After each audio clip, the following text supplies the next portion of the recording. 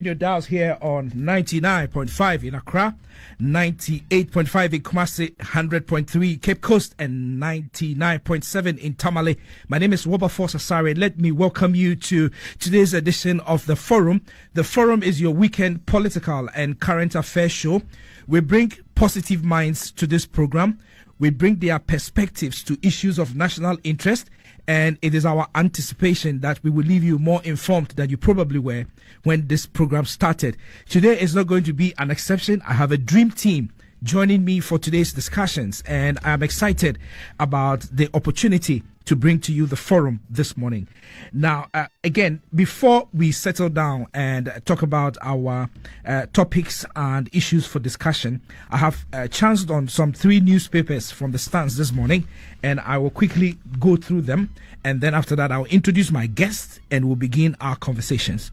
So let me start with The Mirror. The Mirror is Ghana's most popular weekend paper. At least that's what it says on the front page of The Mirror. And it has a series of stories here. Can my father sell our mother's land? And that's a question that someone is asking the Mirror lawyer on page 12. If you are interested in knowing about whether fathers can sell the lands of mothers, please check The Mirror for the details. Traders blame wholesalers for high cost of goods.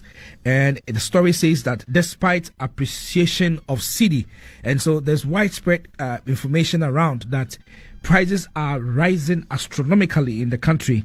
And even though the cedi is said to be said to have appreciated against the US dollar, it doesn't look like it is reflecting in the cost of goods and services in the country.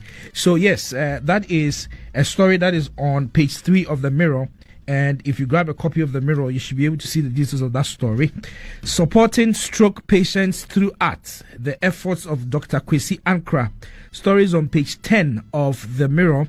And I tried reading that story before coming on air, and it simply talks about a doctor who is using artwork or act activities to help people who have suffered stroke one way or the other.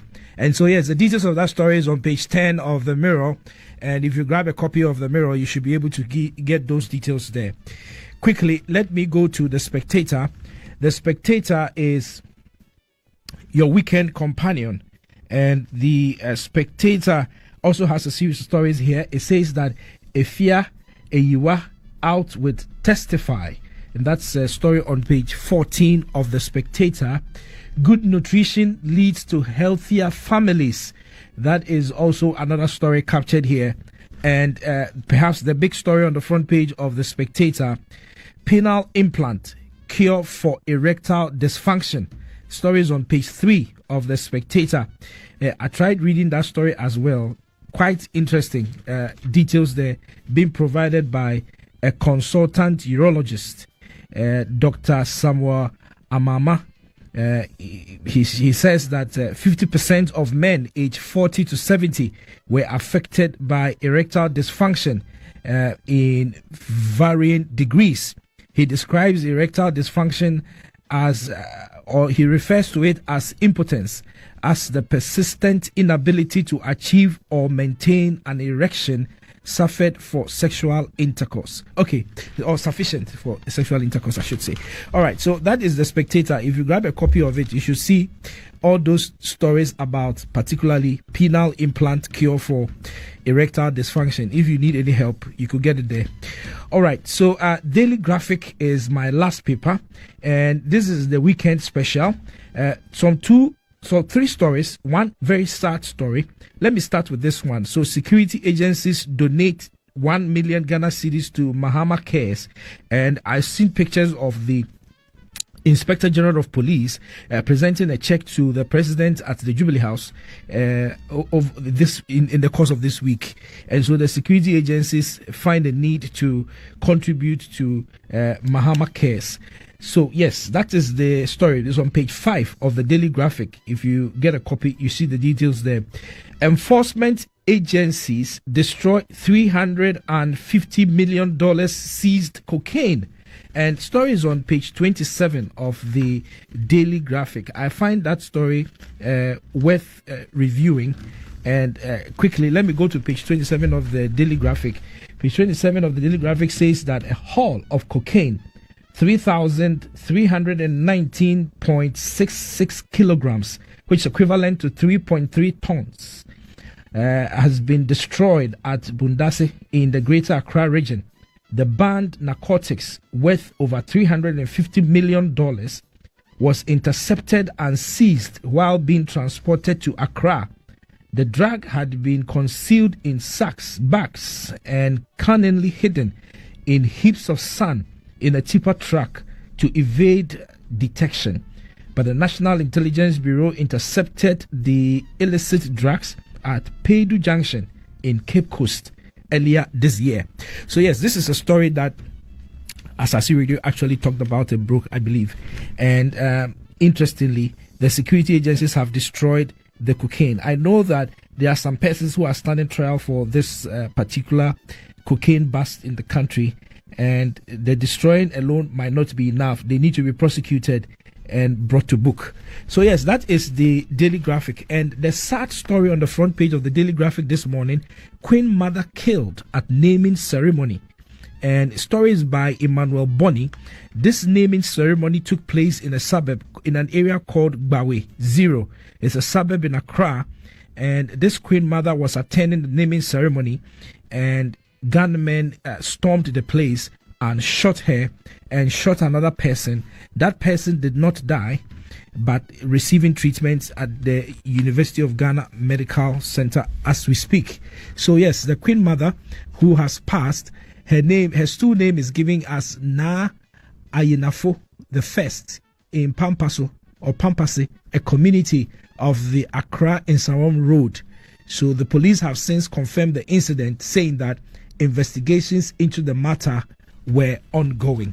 All right, so those are the newspapers that I have picked from the stands, and those are the details there that I just brought to you. If you just tuned in, you are on Asaase Radio 99.5 in Accra.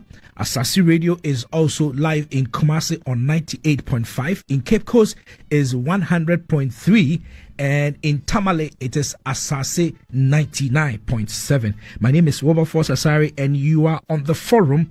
The Forum is your 3-hour political and current affairs show, which comes your way every Saturday from 8 a.m. to 11 a.m. And we endeavor to bring you multiple perspectives on issues of national interest. So today we are discussing the new Patriotic Party. The date for its presidential primaries set to the 31st of January 2026. So technically speaking, that is some 6 months away, or say 7 months or so away. And we will talk about those who have decided to contest, and those who already contested, and the prospects ahead of the new Patriotic Party in the 2028 presidential and parliamentary elections. Then we would also talk about the government suspension of the E-Levy amidst the Israeli and Iran war, or tensions, as people put it. We will talk about that as well. And if we make some time, we will talk about the Ablekuma North situation and bring some perspectives to it today. My guests who are joining me for today's purpose is Ebenezer Nii Amartey. He is a social commentator, and he joins us for the first time on the forum. A very good morning to you, Nii. Good morning to you too. And it's good to see you. Nice. It's also good meeting you for yes, the very first time. We spoke only a few days ago. I think so. And, I think so. Interestingly, we are meeting. Yes, yes. Okay. Oh, the name is Ebenezer. I'm sorry. It's Ebenezer Nii Amartey. Yes. What did I say? Marty. I said Marty. Yes. But I didn't say Ebenezer. Yeah. Oh, okay. Ebenezer Nii Amartey. Okay. He's a social commentator, and he's joining us for today's discussion. Also joining us will be one of my favorite lawyers, and Alex Gyamfi. An IT specialist as well. You are an IT specialist? Yes. Okay. All right. So somebody will say that what is an IT specialist doing on a political show? Maybe he's going to bring his IT skills to bear on a show like this. So one of my favorite lawyers, Alex Gyamfi, is also joining us today. a man with a lot of institutional memory, if you ask me. Fatimatu Abubakar is a former Minister for Information under the Akufo-Addo administration. She will join us via video link, hopefully. And then Mr. Kwame Jantuah, he's also a lawyer and a member of the CPP. Father Jantuah would also join us. I saw a story in the Daily Graphic, which is actually published in 1957 or 1958, and it mentions Jantuah. As soon as he comes, I'll ask him about it, whether he knows anything about that story recaptured in the Daily Graphic this morning. And then Nii Kpakpo Samoa Addo is a member of the NDC. He's also likely to join us and pass through today's event.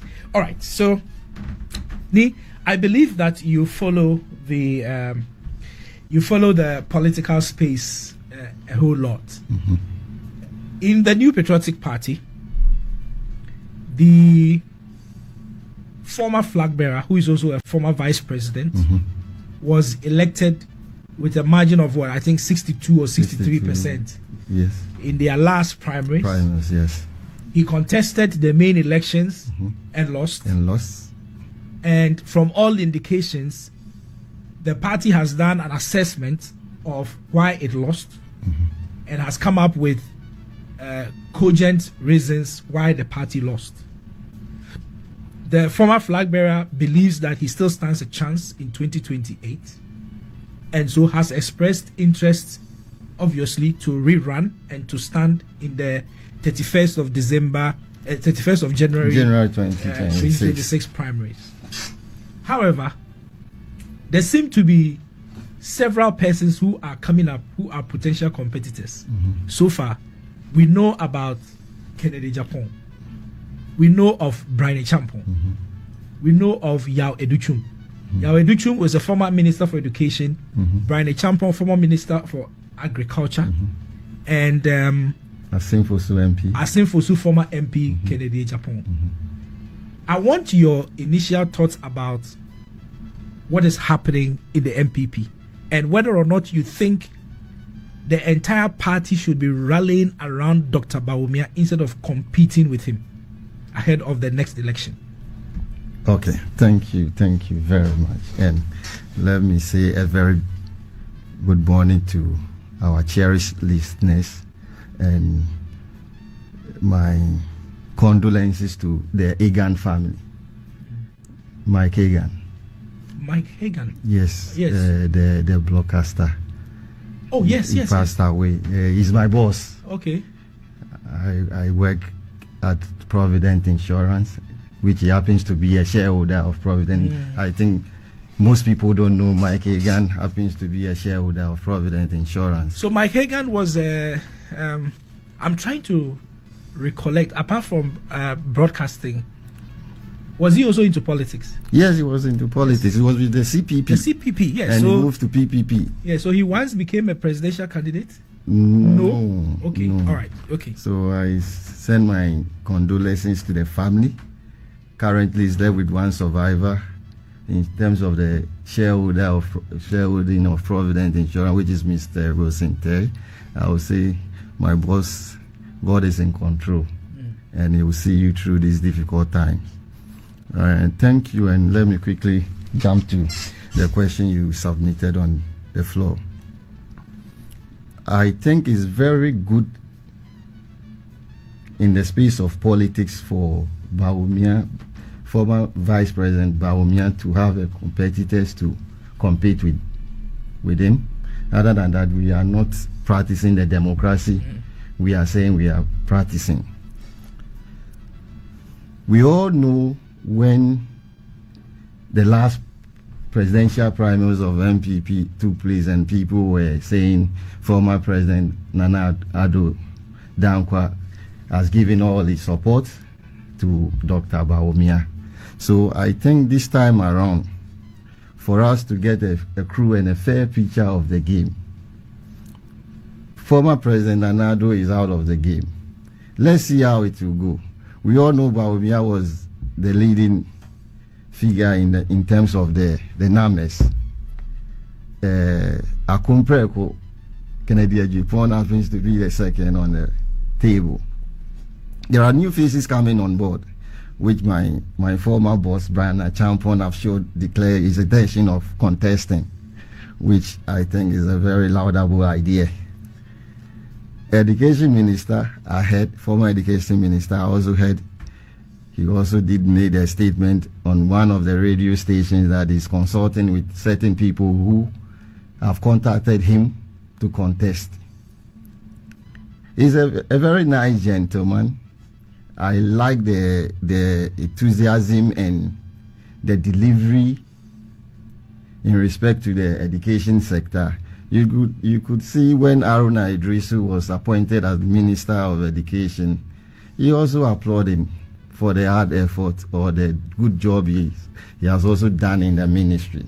And it's very good, because for a current minister to applaud a former minister, that shows there is some level of collaboration and respect. It's going to be a very tough, I think, primaries, because Kennedy. So when you say it's going to be a very tough one, it's going to be tough for who? For the former vice president? The former vice president. For all the candidates? For the former vice president, it's going to be tough for him, because already Honorable Kennedy Ejapon have his people on the ground. They are also doing their job. You mean his 30-something%? Yes. Okay. They are also doing their job, and they also want to beat up the figures to close the margin. If not, then there should be a runoff. The like of Honorable Vaina Champon will also add an impact to the results. Former Minister of Education will also add an impact on the figures. So trust me, it's not going to be easy. Though you know, our former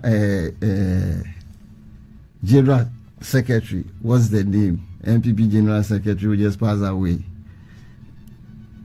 said fear delegates. You mean Sir John? Sir John. Okay. Said fear delegates. When you said just passed away, it took me aback, because he died many years ago. Many years ago. Yes. Said what? Fear delegates. With the delegates, you can't predict their mindset. They will rally behind you. But the D-Day, you can't tell where their template is going. So I think this particular primaries is going to be a very tough one. My issue is, why suddenly the Constitution Review Committee have changed the date? Is it the reason behind it?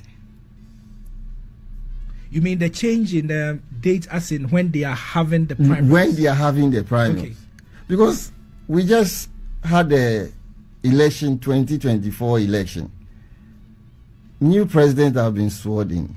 I think, to me, I see it the first time in the history of Ghana for a president to be sworn in about 6 to 7 months, an opposition party having their presidential rally. So if they have it on 31st of January, what it means is that the primaries would have been held in July. A year. No, so I'm just trying to calculate it. So the elections, the new president took office on the 7th of January 2025. So 2025. If you are doing your primaries 31st January, it means that you are doing it 1 year and about 25 days after the new president took office. Yes. Has it been the nod for? No, I think the MPP constitution primarily will say that if the party is in opposition, they should hold their presidential primaries at least 2 years to the election. Yes. I think so. I stand to be corrected, but I think that is what their constitution says. So why 31st January 2026? It's a big question people are asking. Is it that they want to quickly have it and amend the differences that will pop out after the primaries? Because trust me, it's not going to be an easy primaries. People will step on people's toes. And after the primaries have been held, what's next? They have to use about a year or so to, bridge the gap. Reconcile. Because there will be pains in people's heart. There will be things that will go on. People will not support the ideas of certain decisions of maybe the executives in the parties and etc. But I think it's good one way or the other, if they are doing it very early, for them to reconcile as quickly as possible to come on the drawing board and start campaigning, because 2028 is not going to be an easy fight between NPP and NDC. Trust me, the current administration is also doing all it can do to have another term. So it's about time they also do what they have to do, their homework very well. If there are some certain things they have to put together and start, getting the team, the communication team up and running and giving them the right information to, speak on vital issues. I think that's what I can say. Okay. And it's so as we wait for the other guests to come, let's look at this way. So the New Patriotic Party has a history when it comes to election of their flag bearers. Yes. So from Edubuahin, 92 to Kufuor, 96, Kufuor 2000, Kufuor wins 2000, goes for 2004, and then exits 2009. By the time he's exiting, Akufo-Addo comes in 2008, loses, will come back 2012, will lose again, came back again 2016 and won. Is repeated 2020 and exits 2025. Whilst he's exiting, Dr. Bawumia comes in 2024 and loses, which is consistent with the MPP history and record. Yes. So what will be the justification to depart from the record and not to repeat Dr. Bawumia for the next election, as was done for Kufuor and for Akufo-Addo? You know what? That brings my mind back to Yenimu Dada. Yenimu Fititi. But trust me, I don't think the current administration went in 2024 election and think they're going to win hands down. It all beat our imagination, but due to hard work.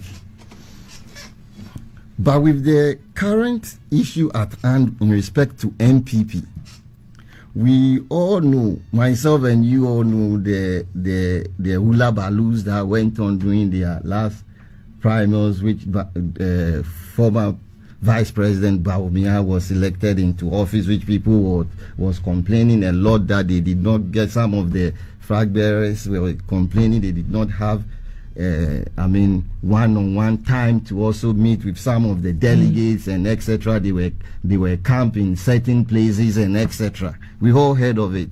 People were bitter because they did not have one-on-one interaction with the masses, the grassroots people who have to cast their vote, the delegates.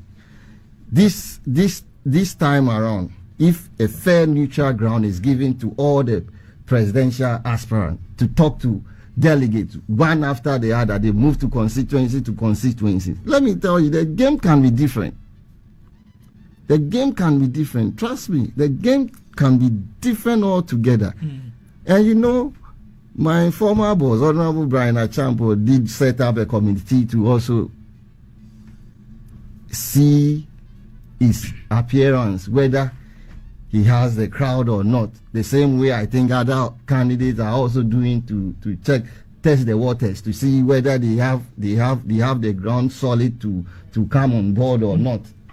So that 2 years issue, you stand, you lose, you come again, yenim fititi. It's going to be a thing of the past. And trust me, there can be a drastic change, and it will shock the entire MPP administration. It will shock. Some people say that should the New Patriotic Party do away with Dr. Bawumia, it will amount to betrayal. What do you think? You see? Like it will amount to the MPP betraying him after all the efforts that he has made for the party. Yes, with that one, you see, politics, you can't have everything solid. Are you getting me? You can't have everything solid. We were in the country, we heard about Honorable Alan Tremanti. What about him also? What will you say to him? He also feel that it is his turn now to be a flag bearer for NPP. But what happened? He was not given the nod to contest. So he also have to move and form movement for change. So with that one, to say that the party has not been fair to him, we can't conclude on it, because the party in general will not, the executives are not the only people who are going to vote. There are delegates who are going to vote. They are going to look at all this. They are going to look at your submissions on the table, what you have for the party, and they are going to rally behind you. And mind you, we should also get to know that right now our delegates are moving out of these money issues. They want people who can table issue, people who are solution oriented. People who are solution oriented, who can bring change to the party and the economy as well.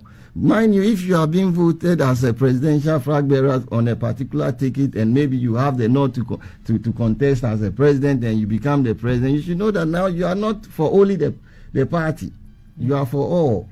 So I think those are things we also need to look individually, or the delegates as well.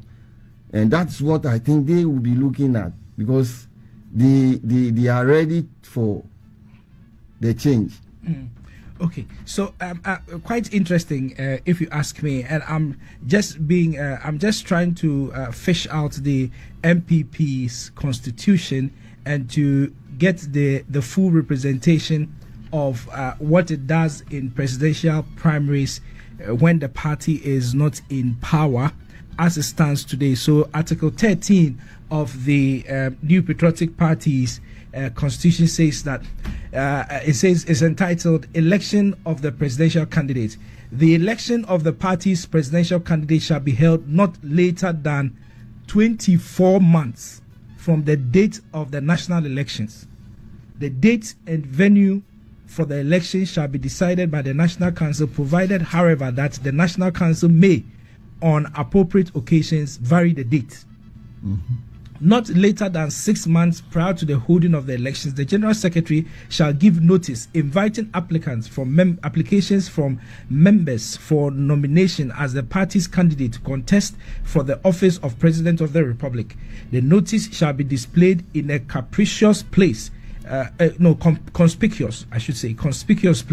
in the party's constituency, regional and national offices, and shall specify the closing date for application, which shall not be more than 5 months to the holding of the election. Any member may, prior to the expiration of the period set out in Article 13, to submit an application for nomination as the party's presidential candidate. So I think that the real thing that is there, it says that the election of the party's presidential candidate shall be held not later than 24 months from the date of the national election. So if you read this article, what it's actually saying is that the party must elect a flag bearer 24 months before an election, so 2 years before an election. So you can elect the flag bearer before, but you cannot elect a flag bearer after 2 years to the next election. So in this situation that we are, the party can elect its flag bearer from 2024 all the way to 2027 January. No, not 2027. 2020. When do we host the elections? The elections December 2028. So December 2027, December 2026. So by December 2026, the MPP should have elected its flag bearer. So if they are doing it in January, they are moving they have moved it a few months forward. But it is not in contravention of the party's constitution. But they set up a constitution review team, which was chaired by Bekwai MP. I don't know if you've heard of it. I was going through it through City Newsroom. No, their committee is supposed to plan the upcoming conference. They're having a conference in July. So what's his name? Joseph Osewusu is chairing that committee for the planning of the July Congress. Not the January 31st event. Not to review the constitution of the party. No. That has been done already. That has been done. Yes. So what is happening is their July summit, and then also the 31st. The 31st issues. Yes. So if you look at the MPP constitution carefully, the decision of the National Council to hold the primaries on the 31st of January 2026 is in order. It does not contravene the party's constitution. Just that they've moved it forward. Yes. That's what I'm reading, at least from Article 13 of the Constitution. Okay, so let's shift on the conversation and try and see whether we can step it up a little bit as we continue to wait for my other guests who have indicated that they are on their way, making their way into the studio as we speak. Saturday morning is always very busy day. But so let's talk about the dynamics. We initially started with the fact that we try to trace the history. Every one of MPP's flag bearers from 1992 to date always loses the first election. But the party finds a way of still entrusting those same people with their confidence, and the people go ahead to win. In fact, in the case of Edubuahin, when he lost, he never came back. But in the case of Kufuor lost 2096 and came back in 2000 and won. And was repeated in 2004 and won. And exited 2009. In the case of Nana Addo Dankwa Akufo-Addo, he came 2008, lost. 2012, lost. And then it was in 2016 that he won. The party still stayed committed to him. But you see, yes, with former President Nana Addo, we all know that one have to step down or rally behind him to move on. Alan have to rally behind him, and he raised the flag. I've given you the nod. You go. The mindset is that when you move out, then I'll come to contest. It did not happen like that. Okay. So anyway, so we've just been joined by Alex Gyamfi. Alex Gyamfi, like I said, is one of my favorite lawyers. He has a lot of institutional memory as far as our body politic is concerned, and he's just joining us this morning to bring his perspectives to the issues that are up for discussion. If you are watching us on ABC television, I thank you very much for choosing Asaase Radio and for choosing the forum. And if you are watching us on Facebook, you are on Asaase 99.5.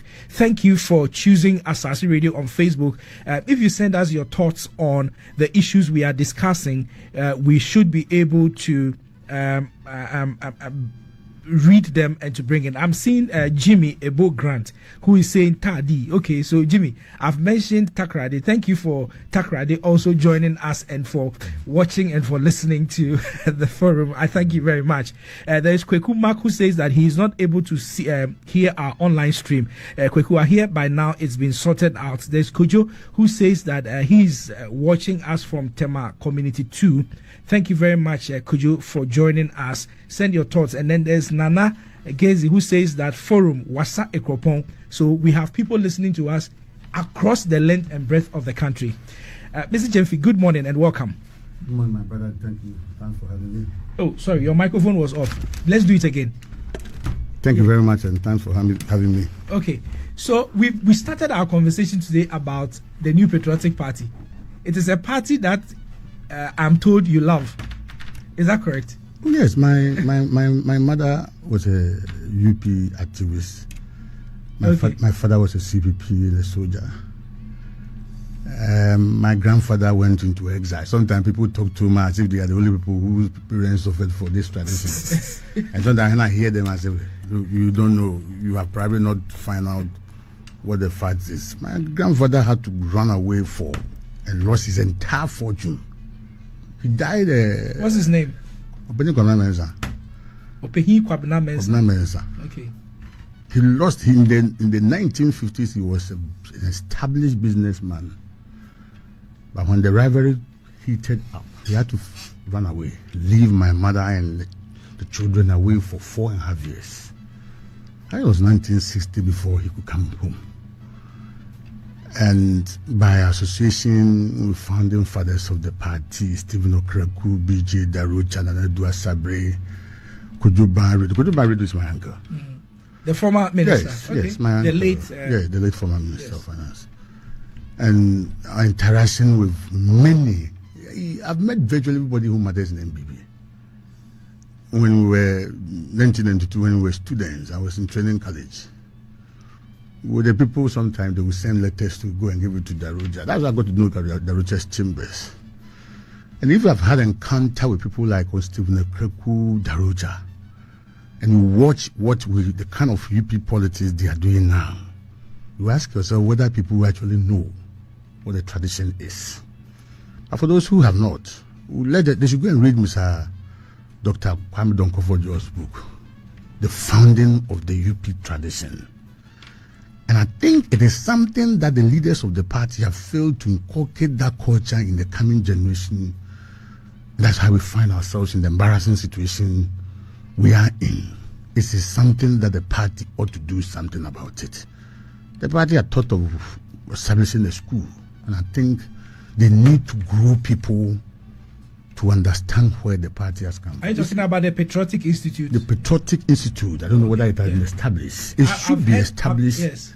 And the party's research officers must do better than they are doing. You live in a constituency where somebody has been a founding member and a constituency chairman in 92, and it's 90 years, and you conduct party programs without even an acknowledgement of such a person. How do you expect the rest who are coming to pump their money into the tradition? So our defeat is driven from many factors. Some of them have not been properly covered. I haven't seen the Okwe report. But the neglect of the founding fathers who are still alive, not even their names mentioned. So you ask yourself, the constituency and regional officers who are head of research, communication, what do they know about the constituencies they represent? And that is the reason why sometimes our difference, our comment make the difference. You say I'm an institutional memory or whatever. Because you can't be committed to a value you have no idea of its history. It's a very serious matter. Where is Malik Al-Hassan now?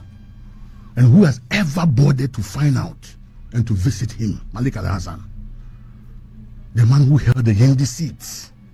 Why did we lose Yendi? We lost Yendi because we fought the first MP's daughter. The late vice president's son fought the first MP's daughter, Shani. I can analyze every constituency with its founding members without off record, without any paper. Where's Malik Al-Hassan? Who has shown interest in Ibrahim Oseidu in the bitterness he left the party? He left Parliament. You understand that? Go to Asante Achem North, the man who made Asante Achem South powerful. Teacher Asante, he's 90 years old now, blind at home. And you will conduct programs in the constituency without even this man. Do you want the son and children to come and pour their money into the party? And party comes to power, people get offices, they make money, and they enjoy living just to appreciate people. Ordinary Founders Day or Heroes Day. This is one of the reasons why sometimes I'm very bitter about Nana Akufo-Addo, because he knew these things. He has been in the trenches since 1976. And he knew these things. He knew it because his campaign to become a flag bearer was founded on that. He knew free Tete. So why didn't you look for the Tete people? When we have problems to solve in constituencies, you go and get some young men who occupy certain offices and they want to tell you how. When the founding members and the committed people who drove the party, who grew the party are there, the president ought to have done better. But fine, for now, you say better late than never. If we are finding a risk, discovering that, because our defeat is a huge lesson to those of us who have really given in. We want nothing, but for the fact that I hold a law degree, I don't need a government job to survive. But it's a pride. It's a pride. Manage the party well, manage the process well, because it's not for nothing that people like Joe appear and those people left. Not that they were necessarily right.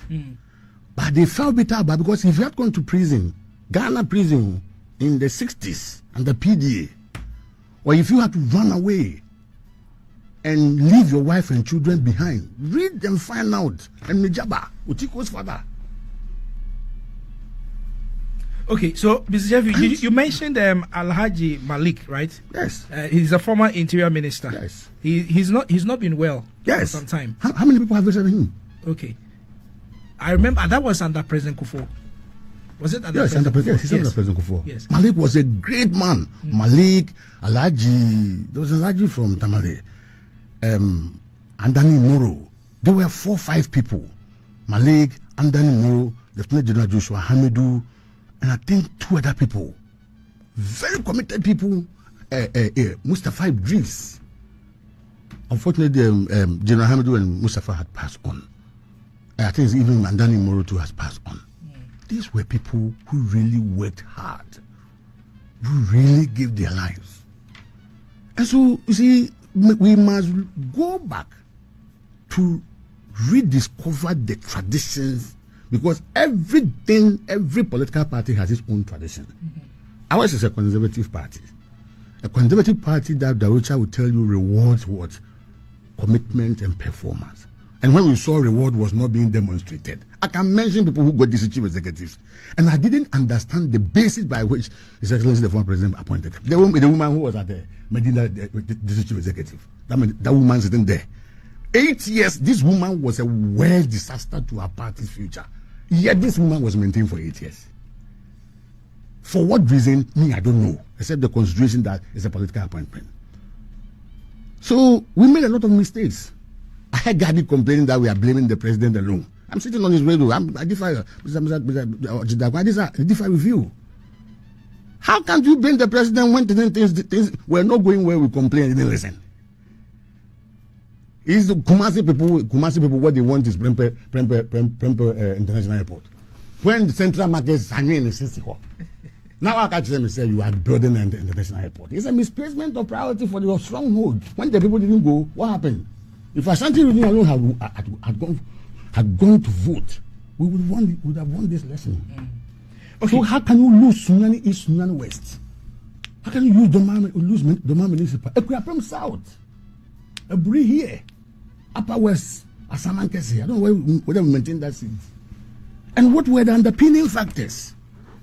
And what was the duty of the president and the managers of the party? Because if you are in the government, they say you don't need a strong what? National chairman.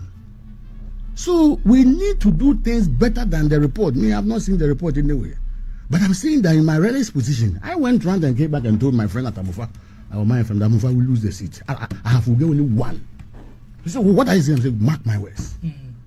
Mark my words. So, and indeed, we got only one. And why did you get only one? You got only one because of Newmont. Newmont has expanded its interest in Canon off to the extent that job availability, development, and everything. But the rest, they had outlived their relevance. The former regional minister, minister for sports, Opoku Bibi, why do you maintain such a person at Goso? You see, there were real issues that the party's research should have told people, the big men in the party.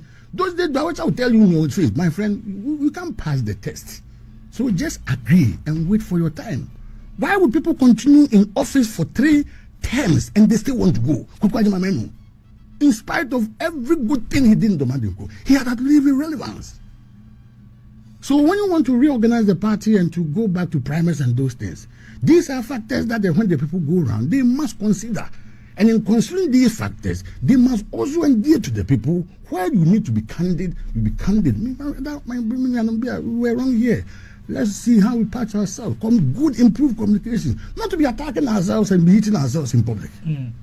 Okay, so there are a lot of people who are sending shout outs and they are talking about where they are watching us from. So Kweku Ohime says he's in Scotland, he's watching us. Kweku Ohime Boachi, thank you. And then Junior Dimba, he says he's in Western region. And Nixon says he's in Community 2 Tema. What's this? Kasajan Flats. Okay, all right. So Musa Baba Dean says that good morning, Wilberforce. Or good morning, Comrade Wilberforce. Okay, I'm a comrade now. I didn't know that. Okay, so he says that the method adopted by the MPP's National Executive Committee to hold presidential primaries first before others is a novelty, and we are doing it to ascertain its gravity as whether it will be good for the party's leadership role or deepen further the cracks, and we hope and pray for such decision put an end to the infighting among ourselves. And this is Musa Baba's message. And then there is Stephen Reku, who says watching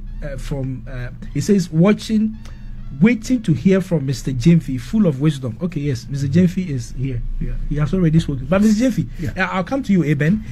But Mr. Gyamfi, to emphasize on the MPP and its decision to elect a flag bearer 31st January 2026. We have read the constitution of the party, which says that the party can do that not later than 24 months from the date of the national election, which means that by the time you are hitting before you hit 24 months to the next election, you should have a flag bearer. But it does not prevent you from having the flag bearer before 24 months. First of all, what do you make of the decision of the party to go for primaries on the 31st of January 2026? Thank you for the opportunity again. I think it's presidential primaries. Yes. Very well. So, from the party's line of thought, I don't disagree, because the talking is too much, and the party needs to do something to be able to calm the talking and for people to know their smoothness level.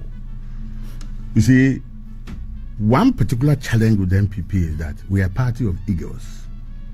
Everybody thinks that he has made a contribution, and therefore if he makes a claim for an office, he thinks he deserves it. One thing people have forgotten is that it is not everybody who makes a contribution to an organization who actually benefits from its success or even gets its highest office. I will cite an example. If you go to the Democrat, Bernie Sanders, a billionaire. Since 1992 that I got matured and used to politics, this man has contested almost every primaries. He never gets anywhere. Neither does he leave the party or castigate the party and his officers in public. You understand? And he's very loved by the party. Yes. Yeah. I think 3-4 days ago, I heard him on one platform. And he's over 80 years now. Yes. Bernie Sanders, yes. So it is that something that you also have to, the party managers also have to manage it. So for the legality of it, there isn't anything wrong with it. The challenge is whether we are putting the cart before the horse. And I'm sure the committee that sat down, endowed with wisdom, considered all the equities before they came to this stand. It is important that we hold the primaries in time or early enough so that the party will be stabilized, so that we use the party leader to deal with all the internal issues. The only challenge is that when you put it at the highest level first, you suffer most of the time loyalty. So the people who become regional, national, constituency, and coordinators at the lowest level in the polling stations, you see that they always trade their allegiance to the leader. And therefore, it makes it difficult sometimes to even take the leader on appropriately. We have suffered that under Nana Akufo-Addo. We love him so much that we will not even allow anybody to criticize him or to raise a dissenting voice. All of us we fell foul of it. You understand that? So when things were wrong, even when things were being done somehow, we perceive it as against him. You saw the event that led to the death of former Upper East Regional Chairman Adams. Yes. It was rivalry loyalty. If you look at it, underpinning, that is where it came from. Besides the crimes and those things, that is where it came from. We saw that when Afoko and his people came into office, the first thing they had to do was to organize a party primaries. And you could see the uneasiness on the part of Akufo-Addo's camp as to whether the investment he has made in his entire life in the party was going to be rewarded or not. So whichever steps the National Executive or the management, the steering committee will take, will be looked at special lenses. In spite of the fact that Kwame Jantuah, even when all the candidates were contesting, was still giving priority, attention, and meeting to Nana Akufo-Addo once every week. Many people don't know this.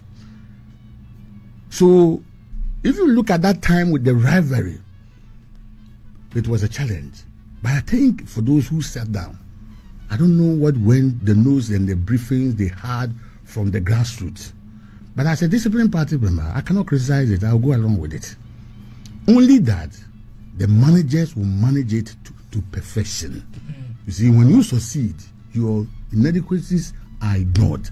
But when you fail, then we will tell you from left and right. Papa will tell you, okay, Timo and Mabe will say when you fail. And you see, it is important for everybody to appreciate the fact that the state of the party is not the best. The psyche, the entire mindset of the party has changed. The aura around the MPP has changed because of debt estate program. One of my bitterest things I've encountered with my own government. When we spend our money to go and campaign the bush for government to come to power.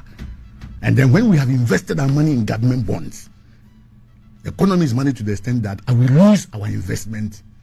And what's the motivation for? Middle class. The middle class who failed to fund the party and to go to.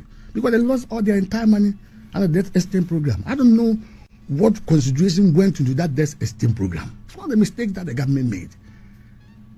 Take UK, for example. UK, during the Second World War, Winston Churchill seized all people's investment and said, we are under the attack of the Nazi. If the Germans take away, where will be your investment? After the Second War, I concede that the Marshall Plan provided money for the reconstruction of Europe. But the United States, the UK government agreed with all its bondholders that have used your money to prosecute the war. Nobody is going to get any haircut or problems. Just that, let's have a program to pay the debts. And UK government paid its Second World War debt up to 1975. So why wouldn't the government take a decision of that nature? That even if our investment will delay, it would have been better than to give us haircuts. And you see young, old people, retired justices of the Supreme Court, senior public servants, successful businessmen demonstrating, and you saw how the finance minister and Gabi treated them. And you want these people to go and tell their grandchildren and daughters to go and vote for you because you have introduced free education. Those comments and those attitudes were something that we should never repeat again. Those days people had issues. When you raise and meet people and told them, the most annoying thing was what Mr. Osojakun told the chief, and the response he got from the Chief Justice, from a Chief Justice. If you are not in government, learn how to run it. So it's a very passionate thing. The process should run. All these things we are having, many party people lost their entire fortunes under the government, the finance, to come to power. Ask the people who manage whether they themselves lost how much. Me sitting here, if I will use my own example, my bond has been seized for the past 6 years. I lost my entire fortune under the very government. I was a publisher. When they introduced free education, we told them the private schools are complaining, so extend the benefit. and see how they will get them. The last minister of education, he never took it serious. Oh, they know they are private, they know what to do. When the person has lost his entire fortune, go to Kumasi, why that lady could not contest again? Mr. Oteen's daughter, the Angels Educational Complex, that daughter. Why is it he couldn't contest again, the biggest constituency region? There was no motivation for it. His father's entire business had collapsed. And the very government he supported and funded. And his daughter, 22 years, became a member of parliament. You then go and reward the deputy minister for gender. Is that what they want? So the party must be spoken to. We will be civil, we will respect office, we will appreciate our people, but we will let the people know that this time round we shall open our eyes. We will not allow few people to upstake the system. We are serious, Mr. Jantuah. It's a party matter and it must be spoken at the right time. The people who will manage the party must manage the party to their. Oh, I don't have any pressure. They should manage it fairly. There should not be hoping for anything. Whoever will win, I know where I stand, know who will win. But we should watch our language. Let the process run. However early it will be, my take is that it must stabilize. It must give us time to repair our internal. And that attitude, you see, this kind of thing has not been, it didn't start from today. If you were used to 1979 primaries between J.H. Mensah, Victor Usu, and Tolona, but Victor Usu did very well. After the primaries, Tolona, I think, became the national chairman of the party. Yakubu Tali. Then he later on nominated him as what? As his running mate. Perfect. He killed all the nagging noises. When the party was not successful in 1979 election, the party decided to move from Popular Front Party and UNC and those things. And then they regrouped and formed the All People's Party with Ubeda Samoa as General Secretary. Victor Usu, the same candidate. And then he brought in Mahamed Idrisu, a long-time UP activist. When the revolution came, the four people who left the party, President Kufuor joined, were Mahamed Idrisu, Lieutenant Akufo-Addo, and Obed. Obed then became the intellectual masterpiece for the PNDC. He was the one who defended the PNDC everywhere. That's why they made him foreign minister. You understand that? 92. If you were at Legon Congress, 92, it was a contest of egos. But I like what Professor Dubois said after he had been elected. He said, now that all these friendly rivalries are over, let us put the past behind us. Then Sebe John Kufuor, Kwame Safoedu, Professor Dubois, Mr. J. Kudria, and I think one more person. Akufo-Addo wasn't there? No, 92. Akufo-Addo was not part of it. He was the campaign chairman of Nana Professor Dubois in 1992 election. In fact, he wrote the stolen verdict. So you see how. But the point is that at that time, when we met the people, I've met all these people before. Kwame Safoedu were a very healthy human being. You're all God. Oh, I'm all God. It's just the party that elected all of us. Immediately, Nana Akufo-Addo and Nana Kojo Bayero died, and Nana Edward Sabre died. Edward Sabre was a founding member representing Asante Achim North, a close friend of President Kufuor. Then those of us who have given so much commitment against our wishes, the wishes of our church and our parents, I think nobody knows you. John Guma became deputy finance minister. For 70 years, never picked my call. It's unfortunate this person. For 70 years, John never picked one call from me. Meanwhile, those days, John no more JSS. They were JSS. I was then in training college. Kibi. All the people Nana Akufo-Addo have worked with, Kibi, I know them, I've met them before. All of them. So my point is that 92 coming, if you have met personal Kwame Safoedu, on the personal engagement and his commitment to the UP, stop, Maza. If you ever met Aram Ponsa, his dedication and commitment to the extent that in 1992, when the party was being established, he sold his last house. He sold it for the party to be founded. Aram Ponsa, Masolusu, Jesus Christ. You go to Dr. Selby's hospital in Kumasi. OTT will free now for the fact that you are an activist or you have expressed something good about the party. Or if you are at the hospital, So you see, yes. When the party comes to power, the party must look for. There is an old woman in my place here, Kejo Sebunzu. There was a woman in my area there. You know what he asked me? He's a lawyer. The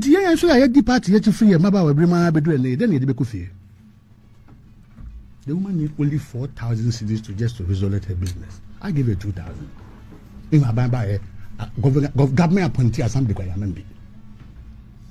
And people know you. It's not like they don't know you. But greed. So that should stop. The party should stop that thing for us to work on. Commitment. Let's reward long service. Let's look for heroes in our party to celebrate them, not posthumous.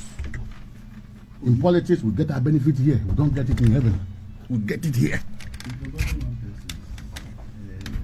Oh, okay. The one who did the factory, the lawyer. In Kumasi. Forgetting the name. You see, so my brother, let the party run. Let the people who are contesting know the background, the passion with which I am talking. Today you see that I am speaking as a real party activist. Unidentified party activist. And you can get many of my people. In 2000, a large number of our friends who were trained by Karet Kwesiga were sent to Oti region, Northern Volta, to become polling station guards. NDC rounded them up and brought them to Accra Police Headquarters in 2 a.m. here. Tasha, my friend, they are all there. None of these people will ever look for and say, praise be to you for your commitment. So if your father went into exile, his entire fortune was lost. Otiko has said openly that because of party Wenti, Wanko school, his father went to jail. And Otiko comes to the government, whatever problem he had, he's treated as if so he's not a human being. And then party people, senior people, His Excellency the President, for all his experience. If you allow Adwoa Safu to bring it to this far, should it be Otiko who should suffer? Adwoa Safu, or ye then the party way. The papa brapa, no didi home. Now mom papa no do mo Japan musika play, ton mo Japadie. Adwoa Safu get priority over Otiko. So that is the reason why sometimes we are not happy with the former president.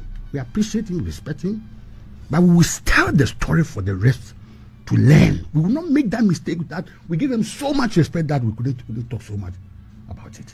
But even when you talk at a certain level, party level, which is not open, people must listen. Because you don't run a political party like we're running a monarchy. I have a monarchy as I'm accountable. He told the bishop, the one from Venzo, because it's upon. Say, me here is a muhu say, me dim from Zwana who must obey Mumma Meding, who may can say me. So please, the people who want to run, they must watch their language. Okay, so we'll come to talk about, I'll come and ask you about the specific persons who are contesting and the dynamics. I'll come back to you on that. But let me establish that Mr. Kwame Jantuah has also joined us. Mr. Jantuah, good morning to you. Good morning. Good to be here. Yes, it's good to see you. Yes. Yes, thank you for your commitment. I sought me personally to join the NDC. I'm telling you, look at it. I can we imagine. were in the same class with Gordon Tamakulu and those things. He was our teacher in natural resources. He said, Gyamfi. Today, where is Gordon Tamakulu? I understand. Mrs. Jantuah, so, and we also have with us Ebenezer. Ebenezer is our first time guest. He started the show with us, and so he's been speaking a lot, but I'll come back to him. So, Mrs. Jantuah, Mr. Gyamfi has talked about so many interesting things. Some of these things are things that you know, but I wanted to ask you something in the graphic first. Ms. Gyamfi, please give me the graphic paper. Yes, just the graphic. There's something about Jantuah here, and I thought that I should ask you about it before I even let you make comments about the And his father was my very good friend and a panelist, SFM. Okay. 25 years ago. So page 9 of the graphic is a day in history. It says that Jantuah's wedding called off after girl flies to London. And it says that Mr. John E. Jantuah, Ghana's Deputy High Commissioner in London, announced on Saturday that his London marriage to a 28-year-old former law student has been cancelled pending enquiries into claims that he was already married. Is this your father, John Jantuah? Why do you want to? Good morning to our listeners. A good morning to our Facebook panel. Oh. This is family matter. Is it your father? No, it's KSP. KSP? Who is KSP? My father's elder brother. Oh, your father's elder brother. Yes. Ah, okay. He was, in Nkrumah's time, he was ambassador to France, okay, UK, Brazil. In Rawlings' time, he was ambassador to Germany. He was the other Germany. Yes, yeah. That time was. He was the one who Nkrumah called both my father and him, and said to them, "I want to give you one of you ministerial position. Go and decide who it should be." Oh, okay. So he told Nkrumah that I'm going to London to go and study law, so give it to my junior brother, and that's how my father became Minister of Agriculture. But he's his elder brother. Okay. He's after him, KSP Jantuah. So did the wedding ever come on? No, it didn't come on. It didn't come on. No. Okay. And let me add this: if you were looking for socialism, those two people, if you have had an encounter, I had an encounter with them. I think your father became the KMA or Asante Regional Minister. Asante Regional Minister. And he and one mayor. Yes, and one Lawrence Tabasi. Yes. Who was deputy minister under Interior and the man's government. Yes. I'm saying if you were looking for people who espouse socialism to the core, probably after Sheikh Uvara, they would be what? So you want to understand of socialism and why the Catholic Church KSP say he became a socialist from the seminary. He was going to be a priest, but then decided no, he will go and study law. He then married Victor Usu's sister. Victor Usu, MP, UP Victor Usu. Okay. Matilda. You see the connection? Yeah. So his daughter, Sandra, is my first cousin. So KSP is an elder. KSP was in the first cabinet of Nkrumah. The first colonial cabinet. So you see, I have the picture on my phone. You see the picture? He's in there. He, Kesley Hayford, Kobodisei, and all those people in there. So he called the wedding, and this is, you know, the graphic 50th anniversary, the book that they made. The story is in there. It became headline news. But I haven't seen this one. What did it? It's big.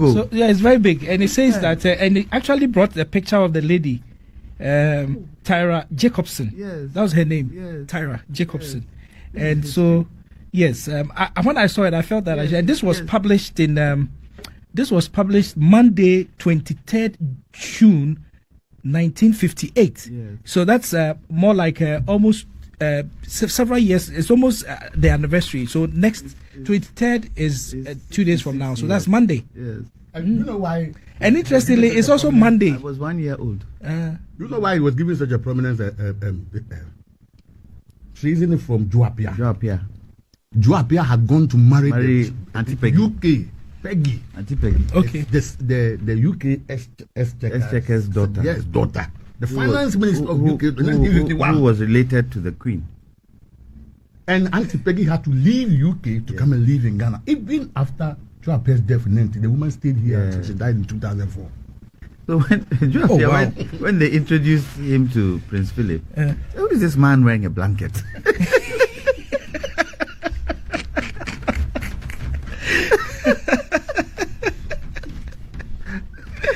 Very interesting. At that wedding, all the Ghanaian lawyers who were studying in the UK, they was there, including Otumfo Pokuware, Lawyer Toto, Lawyer Ifa, my father. All of them were there. I mean, that gang of people, they were close, especially those Kumasi squad. Very, very close. And the thing was that in those days, the UP people in Kumasi would come to the CPP people. They used to come to the house to discuss things. Aramponsa, all those people, they used to come to my father's house and they would sit and discuss. But they were different parties. That is what is missing in our politics today. It was the Ghana agenda. Yes, it was the Ghana agenda. And yes, they would disagree. And I used to stand there because I was the Sergeant Major I'll be standing there small, but they'll be sending me, go and bring this, go and bring this, go and bring this. You can't go anywhere. Those days, when your father says stand, you stand. You can't say, you will stand by the door. So I could hear the conversations going, but I was a child, so I didn't really understand it. But grown up now, I now see the way they work together. I remember during the, days, Champon days, and they were dead against union government. So they were meeting in my father's house. Bedema, Afrifa, Nanado, all of them. Then Champon sent a warning that if we meet there, they meet there again the second time, we will bring troops to come and bomb the house. And they met. We were there and the troops came. It was myself, in fact, more Nanaya than me. Nanado came and told us, collect the papers, put it in your school bags, put it in your school bags. We collected all their documents because they knew there's school bag there. When soldier come, they won't look in school bag. Put in a school bag. Then Nanaya showed Nanado the back door. So Nanado was able to escape, and the others were arrested. So he was never seen in the house. So quickly when we put it in his bag, he said, so where can I pass? Where can I pass? Toilet. He said, no. Nanaya took him out, used the back door, jumped the wall. You are talking about our former president? Yes, okay. Yes. I just wanted you to be clear on that. Former president. and Nanado, you know, my mother, her father, he financed the UP. He was a rich merchant, so he was financing the UP. So my mother's ancestry comes from the UP tradition. So my mother was going to marry my father. At that time, my father was an activist in Ashanti, CPP. My father asked him, veranda boy we now go no. My mother looked at the veranda boy and said, when you see CPP ni, yeah, you before, I don't know how CPP ni. My mother didn't listen. She was, they call anyway. Yeah, better than UP room, sir. These are very interesting history lessons, interaction with history without knowing. You see, and that is how some of us, when we talk MPP, it gets to us because we've been part of it in a certain way. My house was UP CPP, especially my mother and my father never castigated my mother for being UP. Never. He never sat and then, no, they actually sat and discussed. And sometimes we will be sitting TV, something will come up and they will start talking. In those days, when the big people are talking, you small boy, you keep quiet. So we just listened. And that is what is missing in the politics today. Fine time when they interview Ambassador J. Balfour, the former ambassador to China and chairman of the Council of Elders. I think before he became a high commissioner, Ambassador J. Balfour. He was born in the Tipping Hills Palace in Kumasi, where the old guards who meet in the evening, just like my brother is saying.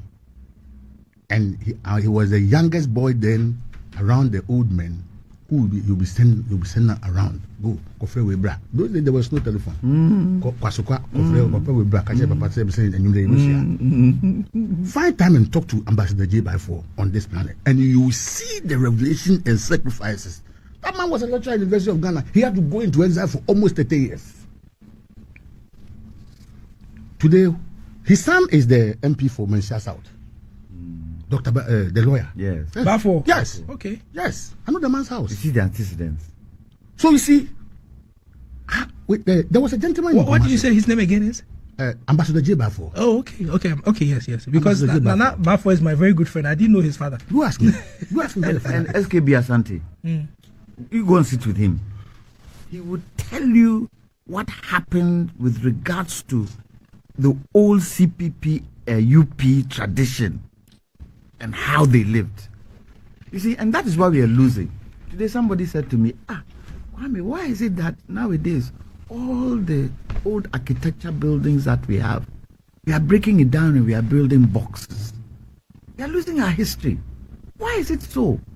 And it's wrong. And that is what is missing in today's politics. Coming back to what the Gyamfi was talking about in terms of this MPP, what you call it. When I heard it, I said to myself, going back to what happened 2024. Why don't you go back that way? The most important thing now is to build consensus. 2, build confidence within the people, because the party has been shattered. No 2 ways about it. And we should stop this Baumia. We should stop it. If I had my own way, I'm not MPP. If I had my own way, we will all rally behind one person. You decide. Not go for a contest at all. Don't go for a contest you see, at all. You need to build consensus where it matters. The party's tradition of primaries, bitter primaries, and those things. Not to cut in, my brother. It's a party matter. Yes, I know. Yes. It's a tradition. Is competitive what? Election, internal election. Our competitive election the last time, whichever way it was, didn't please the party people. Or even if it was, the problems with it could not be resolved. In this time around, we have time. But it would also not be wrong to say that, can't we put our heads together this time around? Because new situations require new measures. By knowing the nature of our party and sometimes some of our people who want office, the way they talk, making that consensus approach to sometimes becomes difficult. And this is where I expect the party to show leadership and maturity. The people managing the party, the national executive, the national council, very powerful people with experience in public service. But just like he said, I would have wished that we build a consensus. You do some acclamation. Not necessarily acclamation, but the acclamation will come when we understand ourselves, and all the interested parties would have made public comment supporting the process. Not to be griefing at certain corners and come and make some Kwekwanansi story. That would have helped. That would have helped. That would have helped. It is not going to kill anybody's future. It is still going to give people a platform in future if you win. You understand that? Because I saw some report that constituency analysis had done before the election. I think a year or 2 before the election, in which somebody had done a very good critical work. And so the party knew the state it was before the election. But I'm saying that the presidential ambition of certain people should be shelved. Okay, not necessarily that we are asking them to keep quiet. Take Al Gore. Al Gore's ambition of becoming a president. He said, well, if it's me alone, that would create a problem. He was advised by Warren Christopher. Gentlemen, give up your ambition. God gave up his ambition and he stopped politics. In the last 24 years, I just heard him a week ago on Trump's nonsense, excuse me for my word, my listeners, that he spoke for he became an environmentalist. In his beard. Yes. Al Gore, Vice President to Bill Clinton. So there are times we need to shelve our ambitions to be able to get the greater good for the mother organization. And just like he said, even though you can't stop it, it is an idea that probably we have to, in spite of the fact that we have said this, what we are going to do, and people have expressed interest. We must be able to calm people's ambition now in the interest of the party. Okay, so I'll come to you, Eben. I think if they can, Yes. President Kufuor is still alive. Yes. President Kufuor is part of the old guard. They should go to him, sit with him, and let him give them history of In fact, almost all the people who are expressing their desires to contest in the APP elections, one way or the other, have gone to him. No, but I mean the party itself, not of the individuals. The party itself, to get the history and how things were done previously, so that they see how they mix it with today's. Okay, I need the two of you to think about those who have read their head to contest these elections and its implications. So their names: Brian Duchum, the vice president, former vice president. There's also somebody else, I think. Boache Jaku and others. So I need you to. We need to do an analysis on my friend, the engineer. No. There's also Kennedy Japan. The one who was expelled from the party and brought back. Kwame Japan. No, I don't think Kwame Japan will run again. I understand he wants to run. Okay, all right. So we'll talk about those individuals, but I'm coming to you, Eben. Just before I do that, Kojo Efriye says that Wilberforce, Mr. Gyamfi is making my day on the program. My late senior brother, lawyer Stephen Osei-Nyame, who was the founder of the party or at the Akan constituency in the Oti region, died without any reward from the party. Very sad. Kojo, we are sad for your loss, but it is well. Christopher Abbey says that the MPP leadership is weak. The party structures are all weakened deliberately to enhance DMB's chances. I honestly believe DMB needs to give way to a new leader, at least for now. They can select DMB to lead them, but Ghanaians may not elect him as president. Nana Addo's effort and governance style is still weighing heavily on the party. That's Christopher Abbey. And then there is Kweku Ohime, who says that aside with Mr. Gyamfi, the MPP has clearly neglected its base and the consequences were inevitable. Even we, the dedicated party faithful in Scotland, who have contributed massively to the party over the years, were completely ignored. That level of disregard led to the disgraceful defeat at the hands of the NDC, a party that has nothing better to offer Ghanaians, with fake PhD holders now occupying key national positions. Ghana deserves far better leadership and accountability from your co-international panelist from Kweku Ohime in Aberdeen in Scotland. Kweku, indeed, yes, you are a co-panelist. I agree completely. And I'm excited that you are a panelist. Okay, so Stephen Reku says that suppose neutral Mr. Jantuah. Okay, nobody should attack Mr. Jantuah. Mr. Jantuah has brought us a lot of institutional memory today, together with Mr. Gyamfi. So, Wilberforce, the problem I have with party elders like Mr. Gyamfi is how they express their bitterness towards the party openly. Is there no way he can channel his anger to the party structure than openly courting apathy within the supporters? I get the sense that all he's saying is that the party should only reward old folks in the party. How can this opinion incentivize new generation to join the party if they have to wait until all old folks have been rewarded?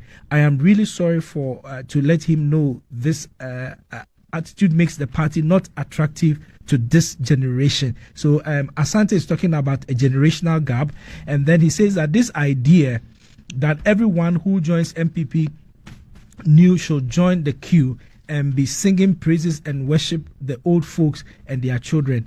Therefore, until they are all satisfied, newcomers must wait. Newcomers must wait. Does it make the party attractive to this generation? And that is a continuation from Asante. Let me end with Sylvester Boate's message. Says that, good morning. In my view, the day MPP party leaders must show. It says that in my view, the day MPP party leaders must show leadership. I think he's saying that MPP leaders must show leadership, but there's some typo there. So the game of politics is about rules and regulations. The party must be able to hold the people to order by all means necessary. Building consensus is key, but it cannot be done without the rule and regulations of the party. And Abdul Basit Mahama sends me a message and says that the spirit of the MPP election timelines is to give adequate, and he capitalizes the adequate time for the candidate to not only campaign but mobilize resources, financial and human. Why would anyone who truly wants to win and appreciates the enormity of the tax would want less time to campaign? It's baffling. And he also says that he visited General Hamidu not long before he passed at his home in Jowulu. And he says that they talked about a book. He's gone with a lot of secrets. And that is Hamidu. I think, Mr. Alex Gyamfi, you talked about Hamidu. Okay. You met the man one-on-one. Stop. Yeah. Okay, so Abdul said that he met him. They wanted to talk about a book. Let me ask you something. From one of the messages. Yes. I think the first one. Is politics a game of benefit or a game of service? I think it's a game of service. So why? Why do we always think that we should benefit out of politics? Angela Merkel, what did she do? When she finished, where did she go? She went back to her flat. The Dutch president or prime minister, when he finished, he left their presidency on a bicycle. So why do we think it's for benefit? When Biden finished his presidency, he went on the train from DC to Delaware, where his house is. It Delaware?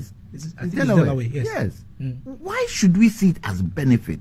That is one thing we should be able to clear, because the moment benefit comes in, it cuts away even people within a ruling party. Okay, Eben. So the question, let me chip in. Yes. You see, earlier submission I made before lawyer Jantuah and lawyer Gyamfi stepped in, I did mention about aftermath of the 31st January election primaries that MPP will have. It would have been very good, as lawyer Jantuah was saying, acclamation, rally behind one person. But it can't be. Why? Because of the previous election people are still bitter, extremely bitter. Even the thank you tour, we all heard what happened. People have to stop and return back because they feel their supporters were attacked and etc. etc.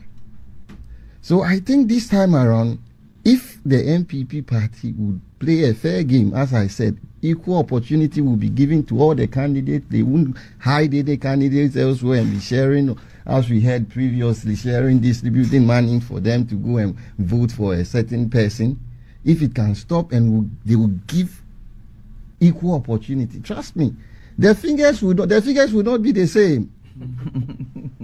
Trust me, the figures will not be the same as when you talk about figures. One. Which figures are you talking about? Are you talking about the results? Bawumia Kennedy Japan figures? It was 62 against 637, Yeah. or 63 against 37. Yes, but we know the reason why ex-Vice President Bawumia figure went out, because everybody was saying that the president was rallying behind him, and every state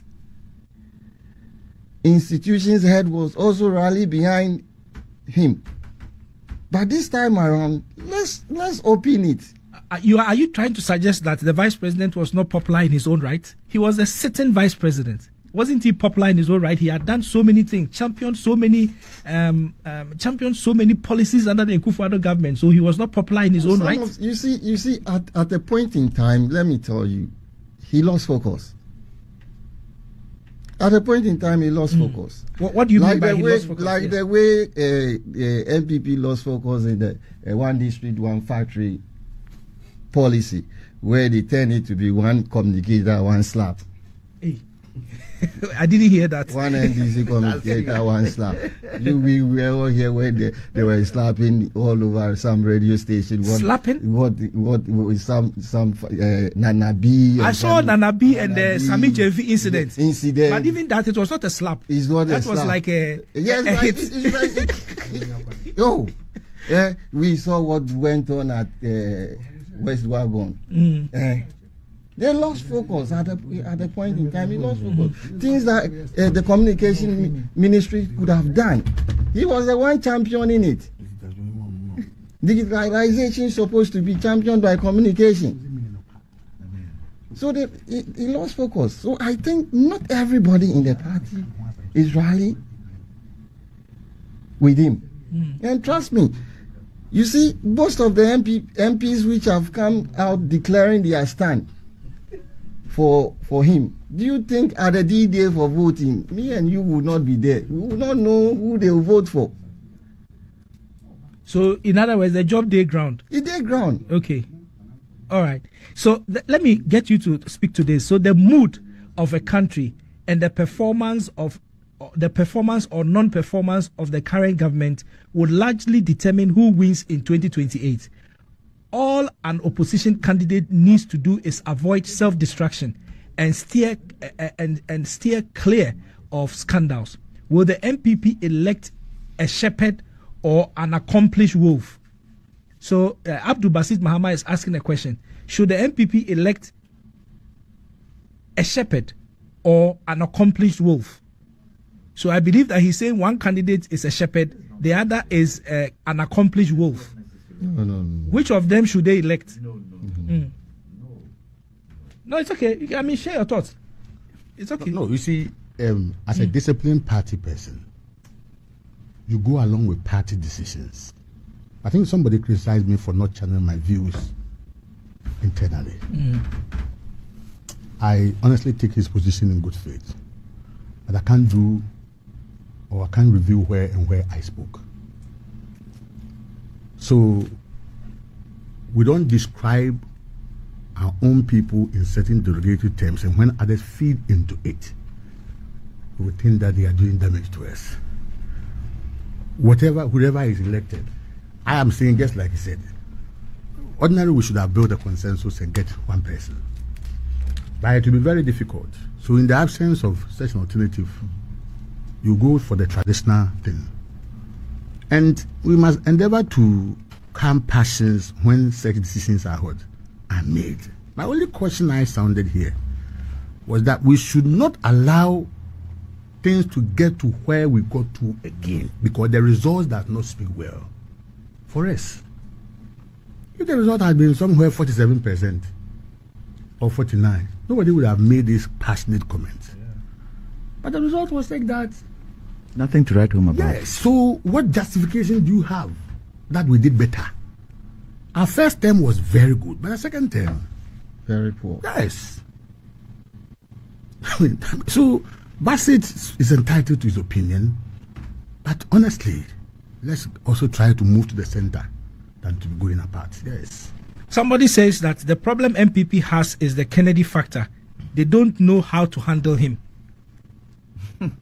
It's a challenge. That one is true to some extent. That somebody is actually Christopher. Yes, he's my very good friend. Yes, I think this week or last week when he was 65, I wish him a happy birthday.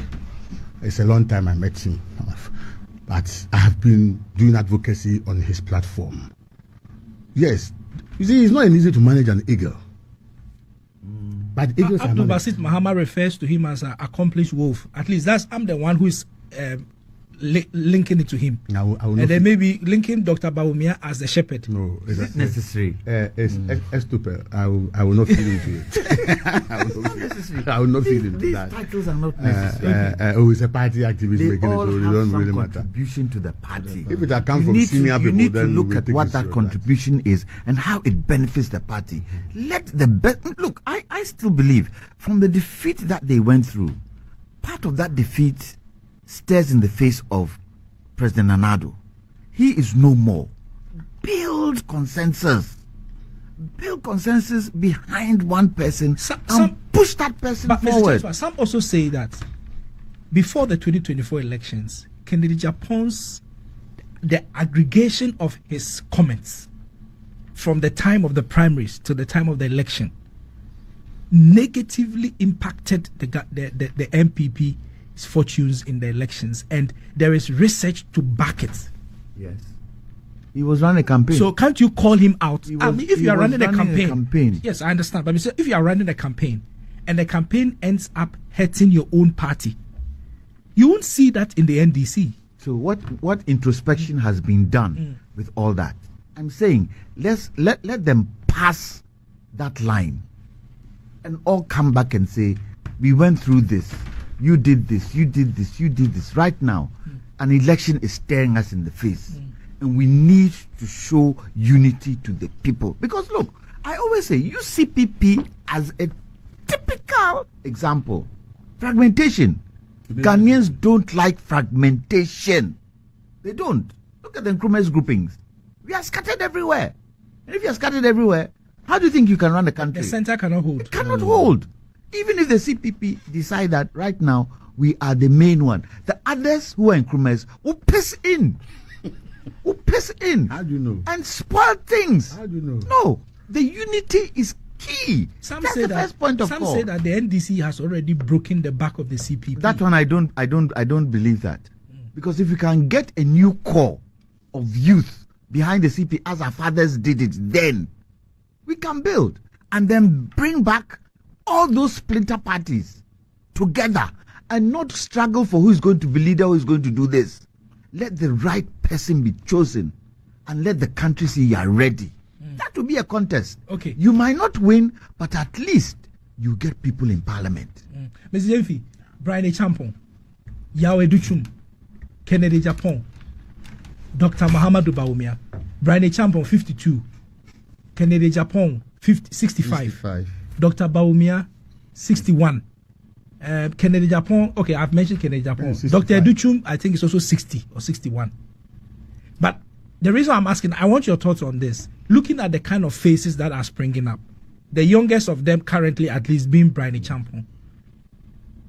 does it not paint a picture of the fact that, looking at the history of the MPP, where in spite of candidates losing, presidential candidates losing their first attempt, the party always rallies behind that same candidate for the next election, and they end up winning. In fact, in Akufo-Addo's case, even the next election, he lost it again. It was the third one that he ended up winning. J. Akufo lost 96 and came up to win 2000. He lost primaries in 92. And what lost primaries in 92.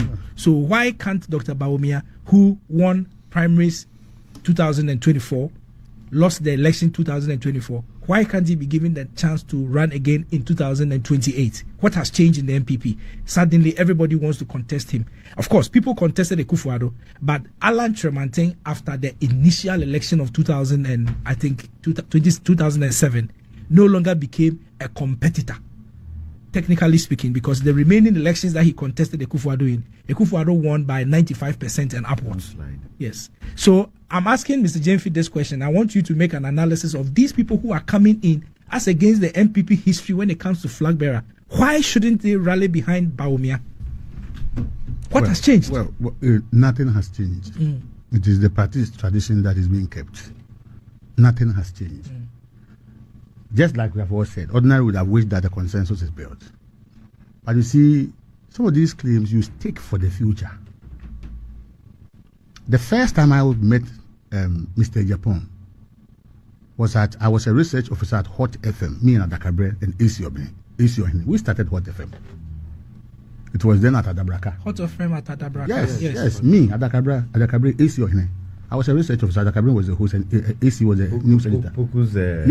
Yes. Afro's outfit, yeah. Yes. I know Afro from Kumasi. Mr. Gyamfi. Yes. We have been in the trenches. You see how Ebenezer is watching you. Ebenezer is watching you. The reason why I'm not asking Ebenezer about some things is because he's associated with Briny Champon. He used to work with Briny Champon. Very well. At the hotel. Yes. So Roxy. Yes. I started my practice at Kwewu after my graduation from the law school.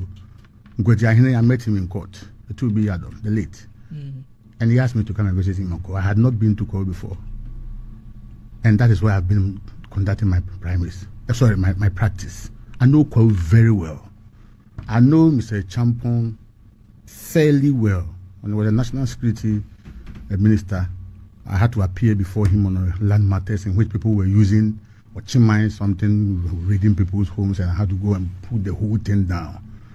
In fact, he was quite impressed with me, and he became a friend of the establishment. I've done a lot of cases on national security when he was there. I think he's looking into the future. He's a young man with prospects. Has made significant contribution to the party. His investment in the hotel business probably is the most expensive. He actually has the biggest hotel in Africa. Yes. If you go to Rock City. What? And he's actually building an airstrip. Yes. Which is the longest airstrip in the world, actually. Yes. It's about 5 kilometers. That thing has even delayed. If it takes up, it succeeds, Kwewu would open up. Because for us, I go to Kwewu almost every other week. That is where I started practice from. So I'm among the known lawyers in the area. Yes. And he's made investment to the Republic. If he has a presidential ambition, there is nothing wrong. I think he must focus on his business, his political career, and possibly God gives him the opportunity. But you see, the outgone president came from Eastern region. And so when you look at the permutations now, it doesn't look as if now he has the open sources, even though the game is yet to go to a full scale. Dr. Duchum, his American style, training didn't help him a lot, particularly in the ministry.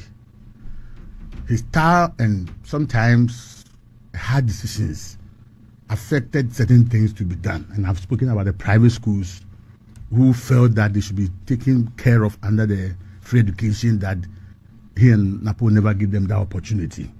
It's one of the things that will be his minus. But other than that, I think also making a first claim is not bad per se. I am surprised that Adenimo is not coming. He's a fine gentleman from afar, and I think that he's somebody that the party had not paid serious attention to. In the case of Mr. Japan, there is no way anybody will ask him to stop, and he will agree. I met Mr. Japan first in 2005, I said in Hot FM. And he had indicated that when he's 55 and above, he will contest the president. I didn't take him serious. I thought that he was making a mere political statement. So when he got to 60 and he contested, I wasn't surprised at all.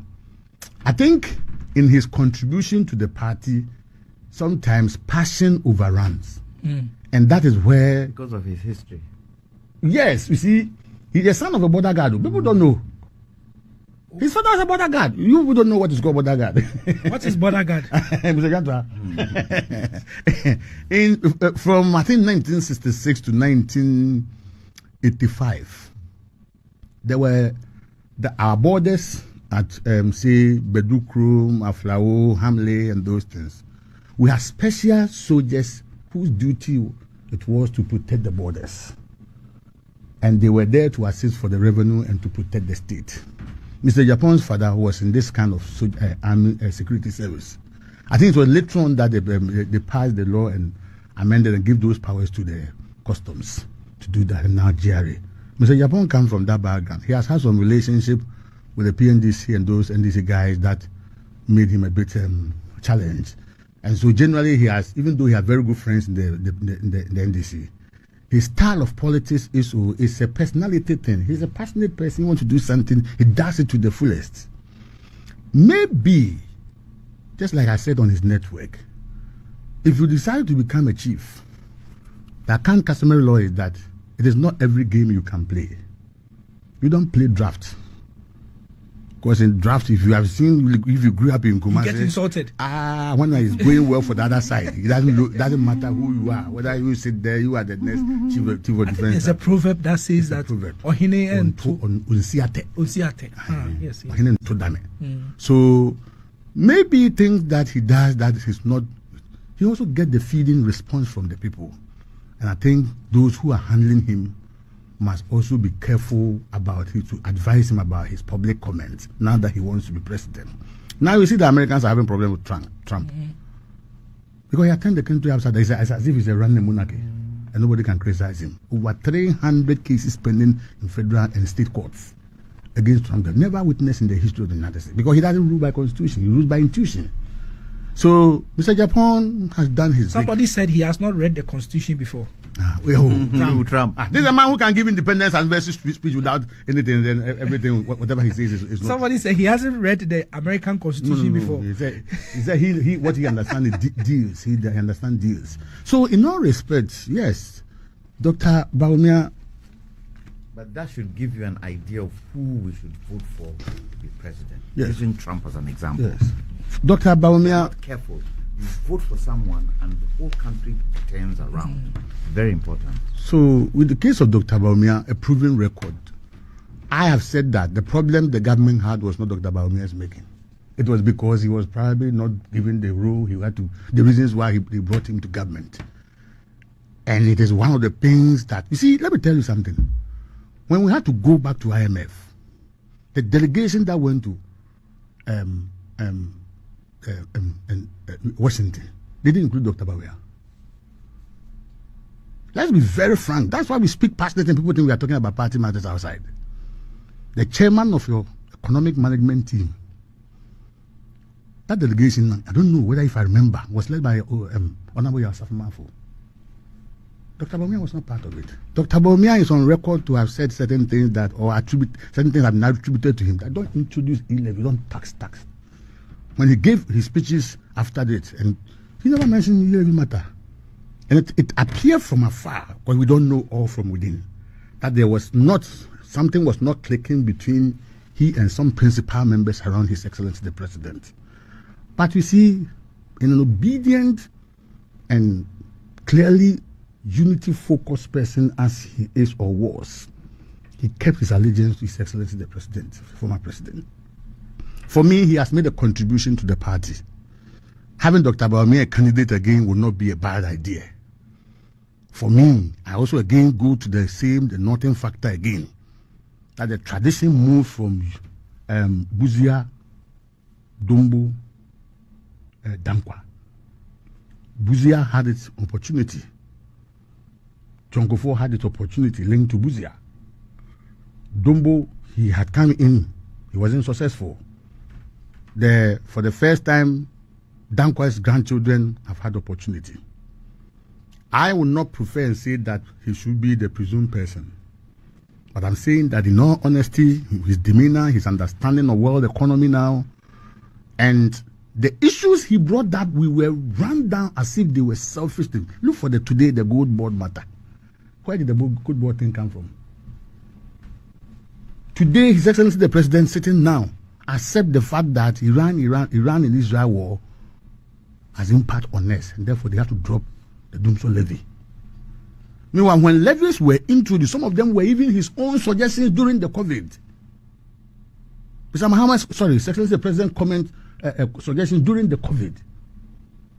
He came back to eat the government up. So when you want to go back to power, as we speak, the Democrats set up a committee, do a comprehensive review of their performance, and now they know where to start from. The same thing I believe the MPP would do. The same thing I wish we do, because we are not part of the decision making, in spite of our commitment to the party values. But we are saying that the 3 or 4 I've mentioned are not bad. Mr. Jakun, a fine brain. His father made so much contribution to the UP tradition. In fact, when the UGC was formed, his father was the one carrying the documents. Yeah. And if you say I'm an institutional member, meet Jakun. And he will give you names of people who were even parliamentary candidates in 1969. I've met him before. Excellent. One day maybe we may interview him. So if he wants to come back, fine. But the question is that, does it really matter after you've made 3 unsuccessful attempts? And sometimes we haven't gotten the money they have, so sometimes we watch the kind of money. My biggest regret is not seeing Dr. Apreku around the party this time. It is something that hurts me, because those are the people we met. And these were people who were doing their businesses somewhere, doing very well in scholarship and UN appointment. But Buhari had to bring them home. What I told Dr. Apreku do that he was never brought near the last 8 years government. Let's do some reconciliation. Afoko and those people, we must make effort to bring all of them back. Kwame Japan, I gave him my heart. His sense of human understanding and commitment to the UP is revealing in the generation. In spite of what this gentleman went through, he's been able to worm his way back. It takes very few people to do that. Yeah, I agree. And these are people who, when we say we want to talk about those who have suffered, you can talk about it too. If your father was murdered in the circumstances he found himself when he was in first year in tech, 1980 what? 82? 81, 82, I think. Like criminals whose forefathers are in power today. It hurts. So I will speak again, concern, please, all of you qualify. But don't let us ego. Don't let ego. It must be me at all costs. That is Machiavellian. That is not democratic. It's not a shared opinion. It's a reductive logic. And you run an ambition with reductive reasoning. You feed into the ideas of Machiavellian, which doesn't function today in today's democratic world. That is my case. Okay, so very interesting thoughts there. Let me just bring some of these comments from Facebook. So Abdul Basit Mahama is making some other correct. He says wolves are metaphorical. So he says that it suggests that one cannot seek to captain a ship whilst drilling holes in it. Very deep. Okay. Yes, and so that's another Hafiz who says that good morning, monitoring live from Tamale. Okay, yes, in Tamale. Okay, Hafiz, thank you. Christopher says that the MPP are in a serious situation. The only way the party will have peace is to unite their ranks for Dr. Bawumia to give up his presidential ambition and allow Kennedy to go on with the others. In that way, if he should lose, then maybe he won't split the party further.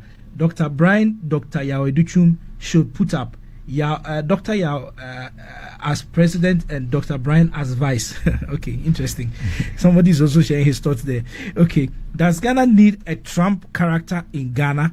And that's a question that Reku is asking. whether Ghana needs a Trump character in Ghana. And the last message on the console, the MPP has consistently, so which word is this? Shied. Okay, so MPP has consistently shied away from enforcing discipline because they believe it may threaten unity. But in truth, discipline is an insurance policy for survival.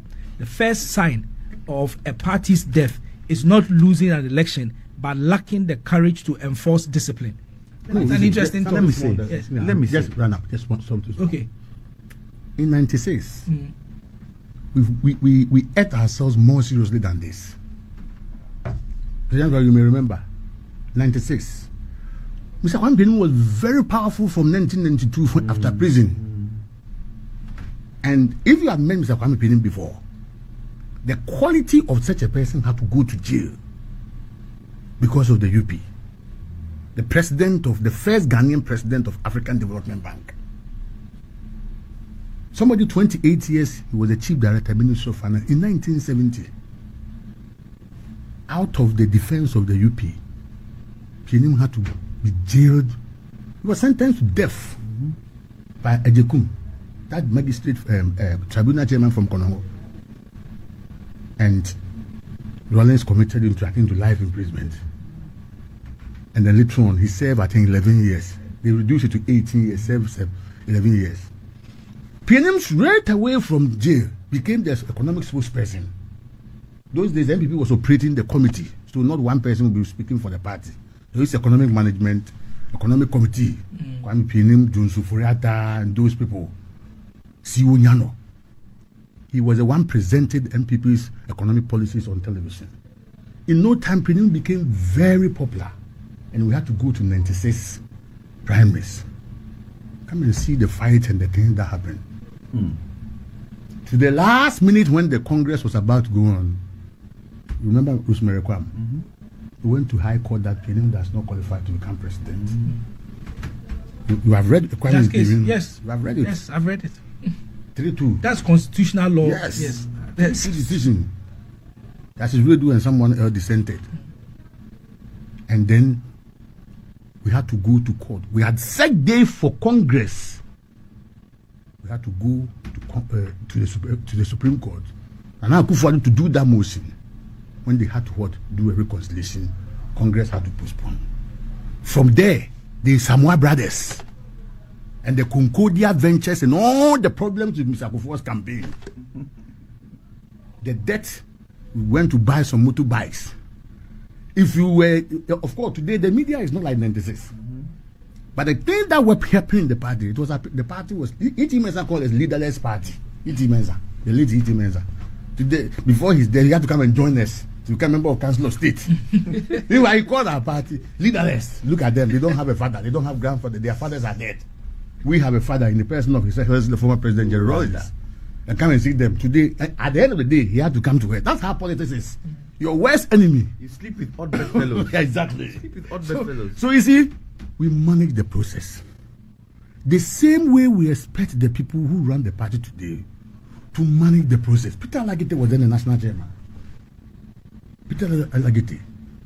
Who later became Speaker of Parliament. Yes. Yes. The meetings upon meetings. If you are come close to the way people have suffered, 2 a.m. Mafobeko meetings are number 2. Because of party job, you are not paid. You are using your own money. That is the history of the party. I'm saying that we don't need to repeat these ones, but it should be a guide to us for us to move on because times have what? Have changed. Population dynamics have changed. The Gen Z generation we have, they are not interested in these kind of fights. They are interested in how bad thing will be, give them money. And so if we don't change our psyche, our focus and understanding of today's politics, how on earth in today's world that Muhammad has to get 57%? We are praying.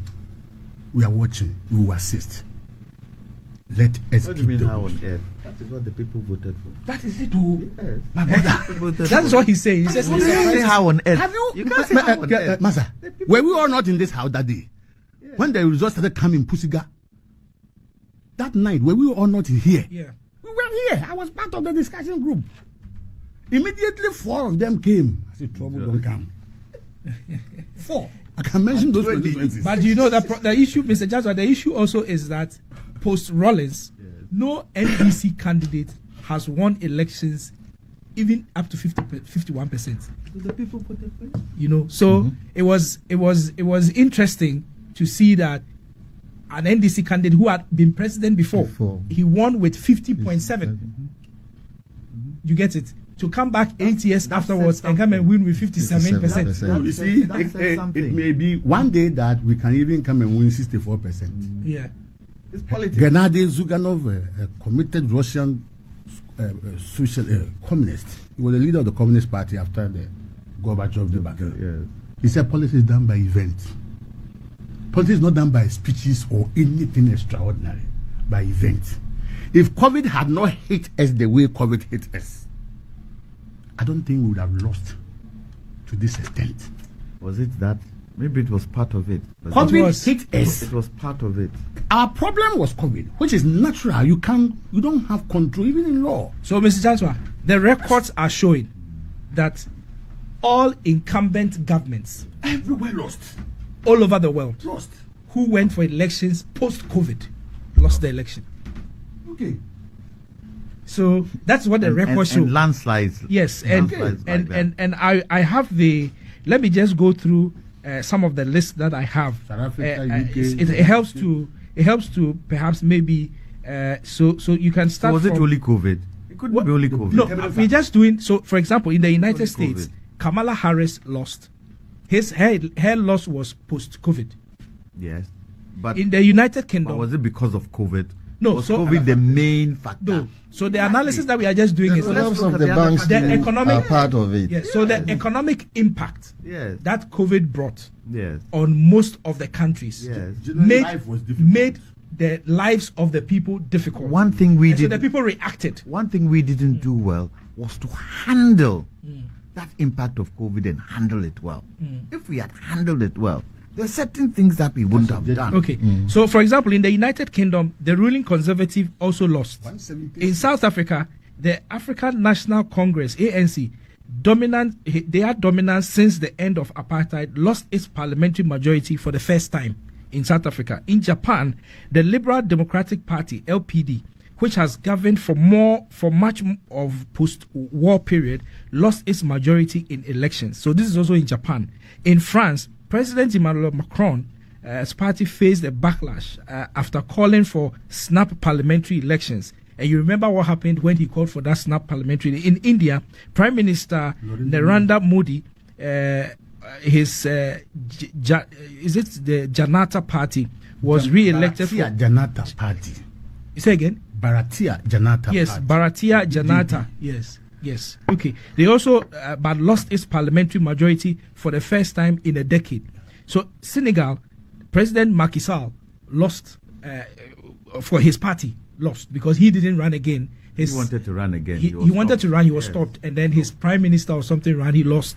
Okay, so the list goes on and on. Bangladesh, Malaysia, Singapore, all these countries, Nepal, Philippines, Argentina, Brazil, Chile, Colombia, Ecuador, Peru, all of these countries are in Southern America, you know. So the list went on and on and on and on. Other factors that contributed to it. Look, Wilberforce, I feel the MPP today should bring the party first. Looking at the defeat they've been through, all those aspirants who want to stand should lock themselves in a room and discuss what do we have to do to get this party back in government. All of us trying to stand, will that help us? Let them discuss it dispassionately and look at what would be best for the party, not what would be best for the individuals. Because that is what is looking now. Oh, me, I'm this, I can stand. Oh, me, I'm this, I can stand. Oh, me, I'm this, I can stand. Can you win the country? Can you win the country? At least, if for nothing at all. Let me tell you one thing I have noticed, and I noticed it during elections. President Mahama, he's been through all the ranks, hasn't he? From assemblyman right up to losing an election. Deputy Minister. Right up to losing an election, being in opposition for 8 years. He has come back. If he didn't learn from that, then I'm sorry. Nobody can say anything, to help him. But you can see he has gone through the high and gone down the low. He's back. He has learned sense from it. And for me, that is what the MPP should look at. What can we learn from our defeat? And let them assess, all of them sitting there. How many want to stand? 5, 6, 7? Let them all sit down and take each one of themselves and ask themselves, take Dr. Bawumia, what experience does he have? The experience that he had during his tenure. And Dr. Bawumia has been with us for nearly how many years now? 22 years. Look at that experience and ask yourself, that experience he has, can it have an impact on the party for us to win? Take Brian Champong, take Kennedy Japan, take all of them and list it one by one. And then see from all that listing what the result would be. And then go by that person. And then gather your people behind it and then start running with it. Gather to sell. So yes, because really, this how it's being done now, like it's done before, is going to bring Nchichemu. At this point, you don't need Nchichemu. From where you've been, you don't need Nchichemu. Nchichemu is everywhere, even in heaven. Nchichemu is everywhere, but they need to do something different. Because if President Mahama is able to sustain what he's doing, and Ghanaians say he's done a good work, it's going to be difficult. But he's not coming back. Whatever the case is. Somebody else has let me show you. 79. Who was Liman? Who knew Liman? Nobody knew Liman. Did they not win an election? Is too old. No, but I'm saying, did they not win an election? I'm using as an example. Nobody knew Liman, but he came to win an election. So you are suggesting it isn't the individual who is it is the party. So if you have a strong party machinery, you can win an election. So if the NDC does good while in office, irrespective of who will be their candidate, not good, better. Okay, better, good, better, best. No, better. Okay, in the middle. Okay, so you are saying that irrespective of who will be their candidate for 2028, their achievements and successes. You ride on it. Person will ride on that. You ride on it. So Anyimedu is listening to us and he sent me a message. He says, but Nigeria, Tinubu won. So Tinubu won post. And you see how Tinubu won. You see, you intentionally stagger your opponent's growth. You see what Tinubu is doing now. 500 people on the electoral vote. Do you see what Tinubu is doing now? What is he doing? He's bringing in all the people into his party. Yeah. From all different parties, bring to his party. He has an intention. What is his name? He has Ahmed. a name. No, Ahmed. Yeah, he has this. Ahmed Tinubu. He has a nickname. Yes. What's his name? What's the nickname? He has this. Not Bola. No, it's he has a title that is like it suggests that he's a chief or something. Oh. Why have I forgotten this? Ahmed Tinubu. He has some name that people usually add to him and all that. I'm sure my producer will search for it. Search for it online and let me know. So, Eben, we are wrapping up this way. We are wrapping up and saying that the next 6 months ahead of the NPP is going to be dramatic. Yes.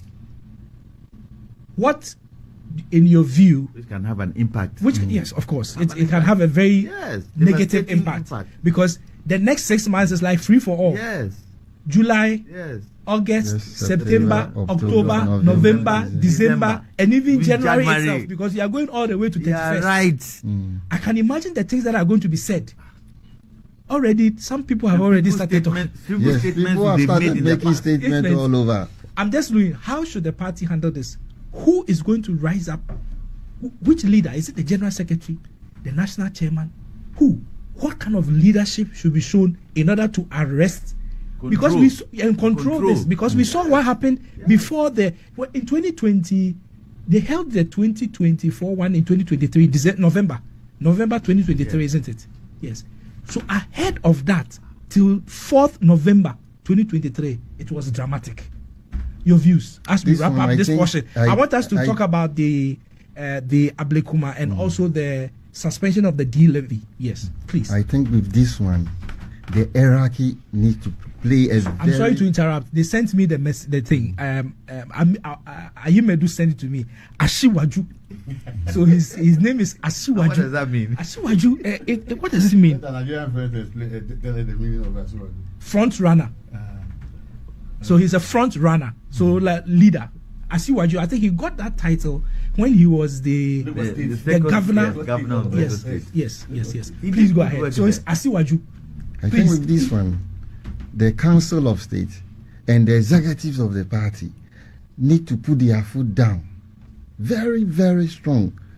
And whoever misbehaved. And Council of Elders. Yes. Council of Elders. Yes, they need to put their foot down because this time we saw what happened the previous primary they went. If they don't sign any memorandum of understanding to avoid certain statements, because those statements can have a negative impact on the party, not the internal election alone. There is external, which will be 2028. So I think they need to be very careful and have a clear line to what they have to do and who will be the next flag bearer on the ticket, and it should be somebody after the election. All the hula balloons can be able to amend all the conflicts, bring all the people together and say, hey, we went through an election is over, let's forget about the past, let's see how we can all come together, campaign together, and see where we can project the party to the next election. I think they need a solid team to do that for them. The executive. They Bring need the to, party first. Yes, the party first. Indeed. Mr. Gyamfi will speak on that, and then Mr. Jantuah, and then we'll switch over to talk about that. I see that a lot of people were sending messages when I was looking for the name. I think he also has another name, Jagaba. Apart from Asiwaju, he also has Jagaba. But it's the Asiwaju I was looking for. All of you who sent the messages, thank you very much. Okay, for doing the listener, for rescuing me. The host. You are the host. You are the host. Not host too. You are the host. Host. Okay, I'm the host. Mr. Gyamfi. Oh, this one is the acrimony. It's a simple matter. Their biggest guide is the outcome of the 2024 elections. That's what I would say. Their biggest guide. When you say they, you are meaning the candidates. Any of the candidates, the people who are putting them, who are offering themselves. I'm saying their biggest guide is the results of the last election. The government did not fail in certain directions: infrastructure, education, access to healthcare, drip, environment. Various factors government did very, very well. Our problem was with the way the economy went. And that determined the outcome. When we used to argue that the economy will have impact, KK and those people were sitting on my phone saying that the argument is a flawed argument. I said, go ask John Kufuor what his campaign slogan was. And the same thing will be 2028. But you see, I'm sure we have read something about September on how this government is not focused, as if he's afraid of something. But he's on record to have said that nobody can manage an economy for 4 years without challenges. Yes. Which is true, actually. Yes. So you have a person like that who thinks that he has learned a lesson and doesn't want to touch anybody. Let us see how events will be in the coming years and how we also will manage ourselves. So my repeat point again, our biggest and their biggest guide for the primaries to come. Nobody needs to ask you to come and sign performance or ethical agreement. They are mature people. Or we don't need a peace council to organize your ceremony. mind to the extent that what you have put together will become. Then what are we doing? Where we are now, it is like we were in 1979. After Vito's shocking defeat, talk to the people who were the managers of the party, who were the leaders of the party after Vito's shocking defeat in 1979. To Liman. The Jantuah is here. The problems the party went through. Big problems. the problems the party went through, it took Odoye's size. That man, I don't know where he is. These are people who have to celebrate, Maza. Odoye's size was the minority leader. He became a national chairman in 1999-2000. The wealth of experience he brought to organize the parliamentary group. And that's how I commend that. Whilst these people are building, those people seeking the office of president to the party should not destroy it by their utterances. After all, one person will win. All of you will not win. It's not that there's no draw in politics. Football, there's draw. Even sometimes the draw, you can question it. But you leave it because once the football is over, the result stands. Me, I won't talk too much. I don't want to side with anybody, even though I know where my heart is. They should watch their language. In social media and the technology today, what we said yesterday, when it's played to you, it stares you at your face. Okay. It stares you in the face. It stares you in the face, yes, I should say. Yes, Mr. Jantuah, thank you. Okay, so yes, Mr. Jantuah, your thoughts on this. Christopher says that I agree with Mr. Jantuah. The MPP needs to sit down and agree on one person amongst themselves. So for the first time, Christopher Abbey agrees with you. Mr. Jantuah, the acrimony, how should it be handled? You know,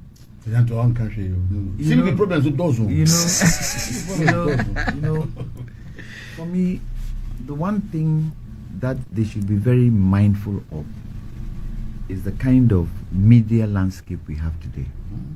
The media landscape is not only radio and TV. The media landscape, where social media is concerned, is for the people. And that is where you will say one thing and it's amplified into a different dimension. And that amplification of that different dimension becomes the norm. It might not be the norm, but becomes the norm. So, Brian Champon says something. He said it in a certain context. But because it is interpreted in a particular way, it now becomes the norm and takes it out of context. And they should be very mindful of that. They should be very mindful of hitting heads together. And that will go specifically for my good schoolmate, what's his name? The one you just mentioned. Kennedy. That he should be very, very mindful of how he talks about his other competitors. Because otherwise, it will come to bite him and bite the other competitors. Sometimes he can't be bothered. Sometimes he says it as it is. But it will come to bite all of them down the road. Because remember, it is not MPP people who are voting for the government in 2029. It's Ghanaians. You need to have all Ghanaians follow you to vote for you. So certain things you say can come and bite you during the election. It's very important that they started the fight early. Would you say so? It's early, isn't it? It's between now and 31st January, right? Some consensus should be brought to bear. Some consensus should be brought to bear to stop acrimony, to stop name calling, to stop cat whistling, to stop quite a number of things that can bring the party into disrepute, but people will ignore it because they are looking for power. It's service. It's not benefit. We should all remember that. It goes for all parties. It's service. It's not benefit. And some of the things I say also even go for my own party. My own party. We have to learn through history. Ghana cannot continue to be a two-party state. It cannot continue to be like that. But it behoves on some of the other parties to learn from the lessons that we've been through and try and rectify it and come up. Because Ghanaians will want an alternative. And as Gyamfi says, the Gen Z people today, their mindset is different though. Yesterday, 2 days ago, I was listening to a program on Joy. They say there's something called soft living and hard living. And the young people, the young women, they prefer soft living to hard living. Changed completely. In our days, there was no soft living. Our mothers and our sisters did not understand soft living. But they have come up with something called soft living, where it is the man's money that they want to spend on. They don't want to do anything for themselves. they want to have a luxury lifestyle. Nowadays, you don't have luxury lifestyle if you haven't worked for it. So the mindset of theirs is different. And you should apply that mindset to everything you are doing going forward. So I wish them well. Okay, so let's switch over to the other topics. I will touch on them briefly before we close. So Abdul Basit Bahawa says that it's becoming clear that some policies which hurt the MPP are now being recognized as contributing to economic recovery, even by rating agencies. The domestic debt exchange is one such example, and the government's economic advisor, Professor Khalid, has acknowledged this. The 2024 election wasn't a vote for Mahama, it was a rejection of the MPP. DMB deserves the chance to make his own case. Mathematically, JDM would have lost if he were the candidate for the MPP. Mango says that the major problem or major challenge confronting the MPP is the lack of internal control and parochial personal interest over party interest. And those are some of the messages that you guys are sending via our Facebook space. And I thank you very much for your messages. I've seen that one of my very good friends, Adams in Tamale, has sent me a message. He says, boss, in fact, Mr. Gyamfi is a great man. What's a truest, candid man? He says this as it was. Kudos to Mr. Gyamfi. Okay, so Mr. Gyamfi is receiving some funds over here for some of the thoughts that he's been sharing. Let's quickly switch over to, I'm coming to you, Ebenezer, the issue about the Ablekuma North constituency. It's been well over 6 months since we had election 2024. And we have been able to collate results in 275 constituencies across the country. What is stopping us from collating the last one? Incidentally, a constituency in the Greater Accra region. What is it? Was it 3 days ago? Bosman was at Parliament to address this Ablekuma issue. Currently, yes. Currently, he made us understand that EC have all the figures in place and they are ready to declare results, if I'm right. But they need police protection. They need protection. From that day up to now, as we speak, what has been done? Who is the head of the security force? What, if I also will ask EC, what messages or memos have they sent out to the stakeholders involved? Have you written to the IGP? Have you written to Interior Minister? This is your frustration. You see a risk somewhere. You try to collate certain results at police station, collation centers. There was issue over there. The police were not adequate enough to protect your staff and etc. What are you doing for us? And up to now, since Bosman did a submission in Parliament, we've not seen any piece of paper or letter flying out to any stakeholder instructing them what they should do, so that they said they will be communicated. EC will communicate to them so that they can take the necessary action, because it's too long overdue. Ablekuma need they are candidate to represent them in Parliament. So what are we doing? So some are suggesting, who turned off the microphone? Some are suggesting that the current government is not interested in Ablekuma North because the collation results conducted by the parties ahead of or after the election indicates that the NPP candidate won. And so the officials who are in authority now are not interested. And so they are not really interested in doing anything about it. And that is why we have the stalemate that we have. And that if the officials, the state officials, from the president to the Speaker of Parliament and everybody was interested, this would have been done in a day and would have sorted it out. So it appears it's lack of interest from the top. Yes. So now they've made it clear to us. We know where the frustration is coming from. We know where the EC have declared their frustration to us, where they are the problem they are facing, and it's from the police. So what are they going to do right now? so that this gap will be closed. This pending result will be declared for us to have our peace of mind, because it's too long overdue. It's too long.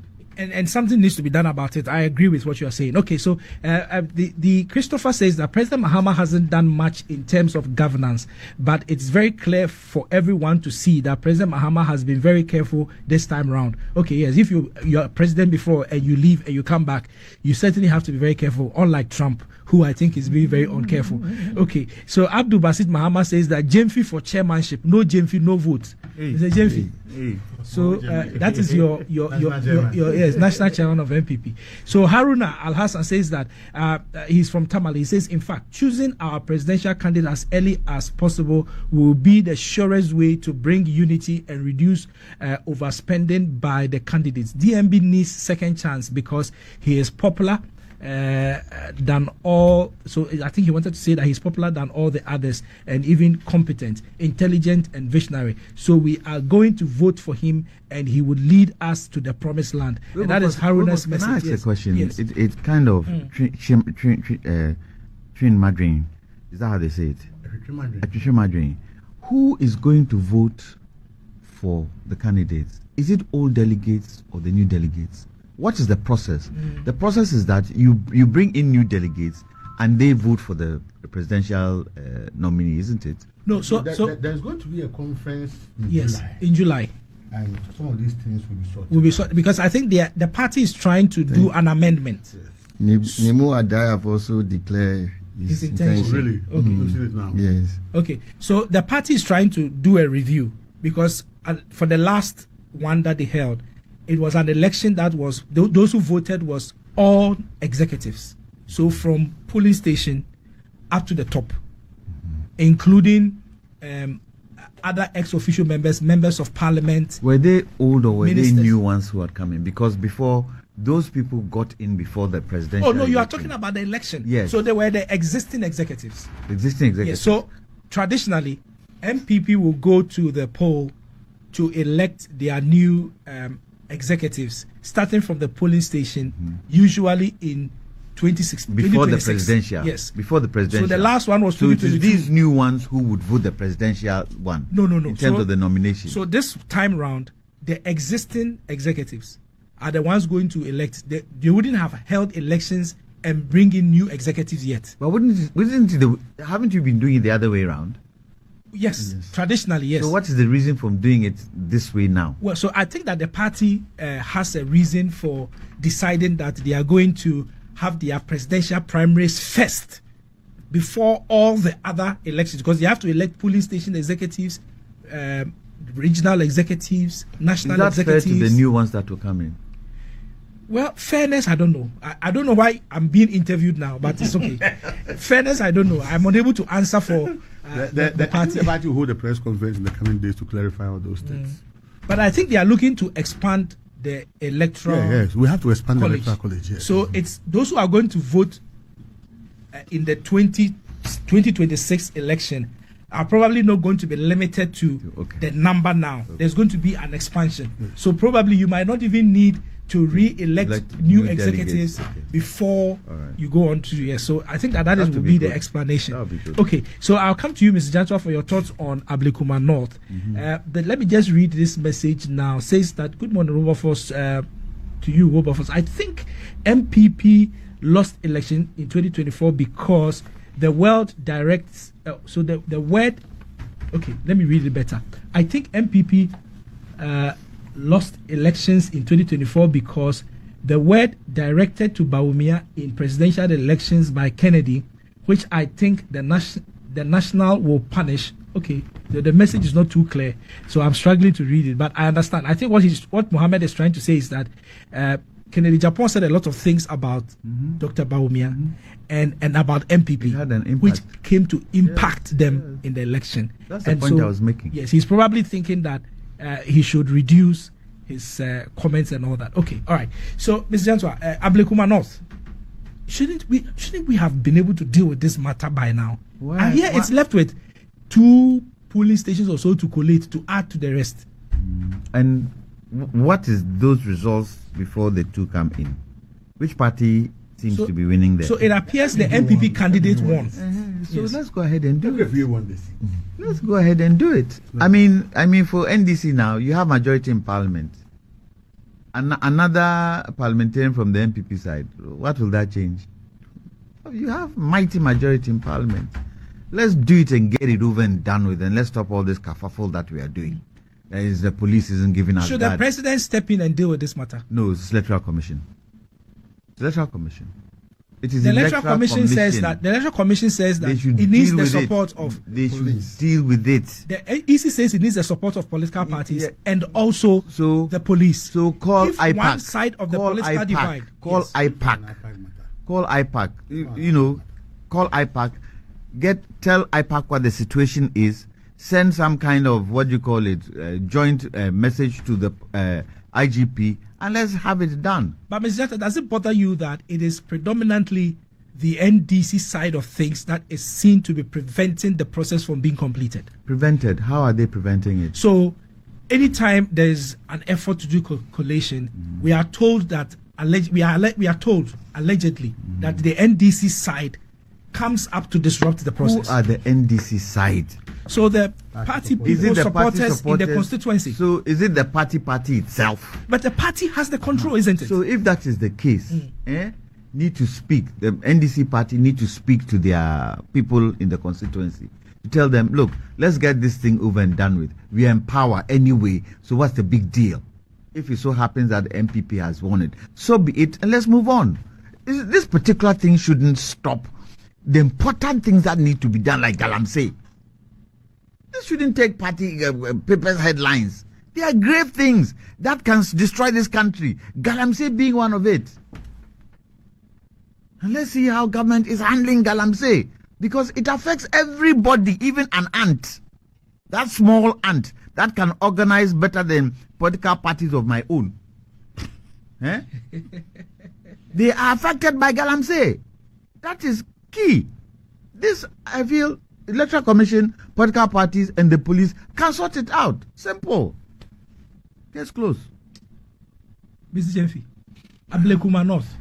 Oh, Ablekuma North, my good friend, Oba Pekwe.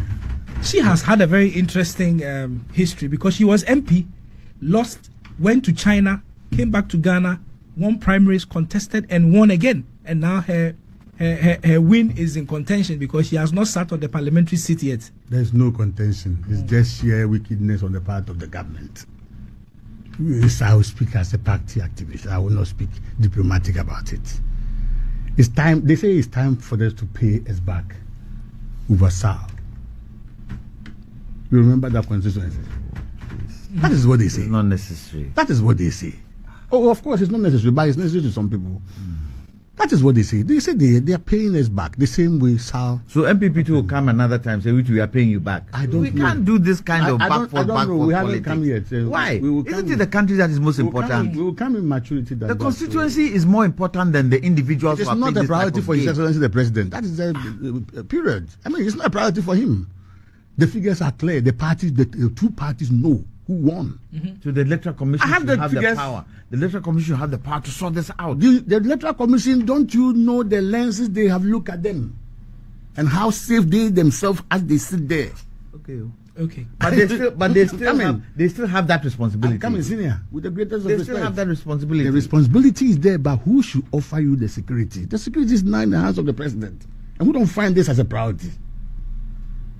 And so, if you go and organize press conference and you are attacked by, as we saw, what happened at Ablekuma Central or Boise East, I have one North and other places.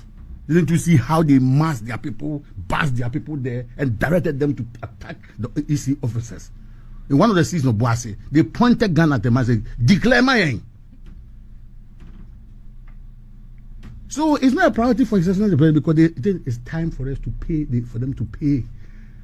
As I say, quote unquote, SAR. SAR was not represented. So why did you do SAR? Which was not the government problem, but it was attributed to government. So this one, the delay is just... And this is where the problem of the president nominating people like Electoral Commission creates a problem. It has always been done since independence. We have never had problems. Everybody feels that the Electoral Commission, any Electoral Commission brought in, nominated by president, is aligned to the party. It might not be so, but that is the perception. Because we have, and it creates challenges. Me, I don't know that senior, because Dr. Ferjan Udru Nimapao did their job in 92. Do you know how Dr. Ferjan had to fight? Because to get that kind of parity between the two parties. That is the reason why he has a PhD. That's why we brought somebody who has a PhD there to bring his biggest experience to the job. He has a PhD in political science. Who said politics is not about competing? Before then, it wasn't so. It was. It was he who sat down. It was he who sat down and said. A champion appointed Kinslinger. What happened to Kinslinger? You see, politics is a different game. The very people you bring to office can even become your enemies. And can also become your good friends. Yes. Today, look at OSP. You sleep with odd bed fellows. Look at OSP. Who were his friends? Look at him. Today, look at Kisi. Who were his friends? His closest friend is Gabi Ochidakun. And I'm very sure he got the job through Gabi. I'm just postulating. His classmate was Gabi. 2003 graduating law school group. But today, look at what is happening. But he's doing his job. So I'm saying that. Is it politics? If the area is not about priority, you will not assist it to grow. They said SAR was not represented for 4 years. So Ablekuma North can stay without representation. If I don't give you the, that is wrong. And if I don't give you the policemen, that is wrong. And you are also afraid of your safety. That is wrong. You sacrifice your life for one constituency. That is wrong. That is when Bossman, my own classmate, and the people sitting there, they themselves know how the establishment is looking for them. So they've gone to Parliament to tell them the truth. And they have done their job. Offer the security, and we will go. You see, so me. But there's an Inspector General of Police in this country, isn't it? No, the election architecture is different. You see, to deal with these suspicions, the government was insulated from the security committee to some extent. And so you say IGP and whatever to do it. You understand that? But you see, on the face of it, you think that the government is insulated. But behind the scene, the government will have to some control. We have problems. Party people have problems with former Inspector General, what's his name? Gampare. It took Nitiwu to come and clear the principle. Those things are not necessary, they are not true because there's nothing he can do in those things. But tell me, the Electoral Commission is saying that we are ready to declare or to finish it. Give us security. So if it's so simple, why can't the National Security Advisor give them the security? But this security thing falls on the doorstep of the IGP. IGP was appointed by whom? In this particular circumstance, even though under arrest, he was director of operations, deputy in charge of operations. Why can't he? Somebody sits at National Security Council and direct him. And I'm saying that it goes to His Excellency the President. He's not interested. Let's be straightforward. You can go to court to get an order. They can defy the order. After all, they have defied order several others. Kevin Taylor hasn't been coming to Ghana, even though they know that there is a factor on his head. So it's a problem. It doesn't appear to me that democracy we are growing. That's one worry. It doesn't appear because you do me, I do you. It's wrong. An eye for an eye. Tooth for tooth. Make all of us blind. Okay. So I am told that a certain Nii Kpakpo Samoa Addo has joined us via since his party came to power, have you been seeing him the station? Greet him for me. I'm told that he has joined us via telephone, and he tells me that he has had to go to one of his godfather's house, his godfather who died, Adekuka. You remember? Yeah. So he has had to go to their home. He traveled and came back. He had to go to their home to pay homage and all that kind of stuff. And that is why the time is fast spent. So that's why he was able to be with us. But he's joining us via telephone. I'll come to him shortly. But let me just read this message. I highly recommend the EC for saying there will not be a rerun of that particular election. It's clear for everyone to see that the NDC lost that election. President Mahama should step in and allow the Ghana police to provide the security that EC has requested for. And that's Christopher. Wilberforce, can you please update me on the Chief Justice removal trial under the JDM government, total state capture? And that is Abe's message. So I know that process is ongoing. It's in camera. So we are unable to tell what is happening there unless somebody gives us pieces of information. But what we do know is that it's an in-camera process which is ongoing. The committee has still been sitting. Lazarus says that during the 2024 elections primaries, Kennedy Japan actively campaigned against the New Patriotic Party.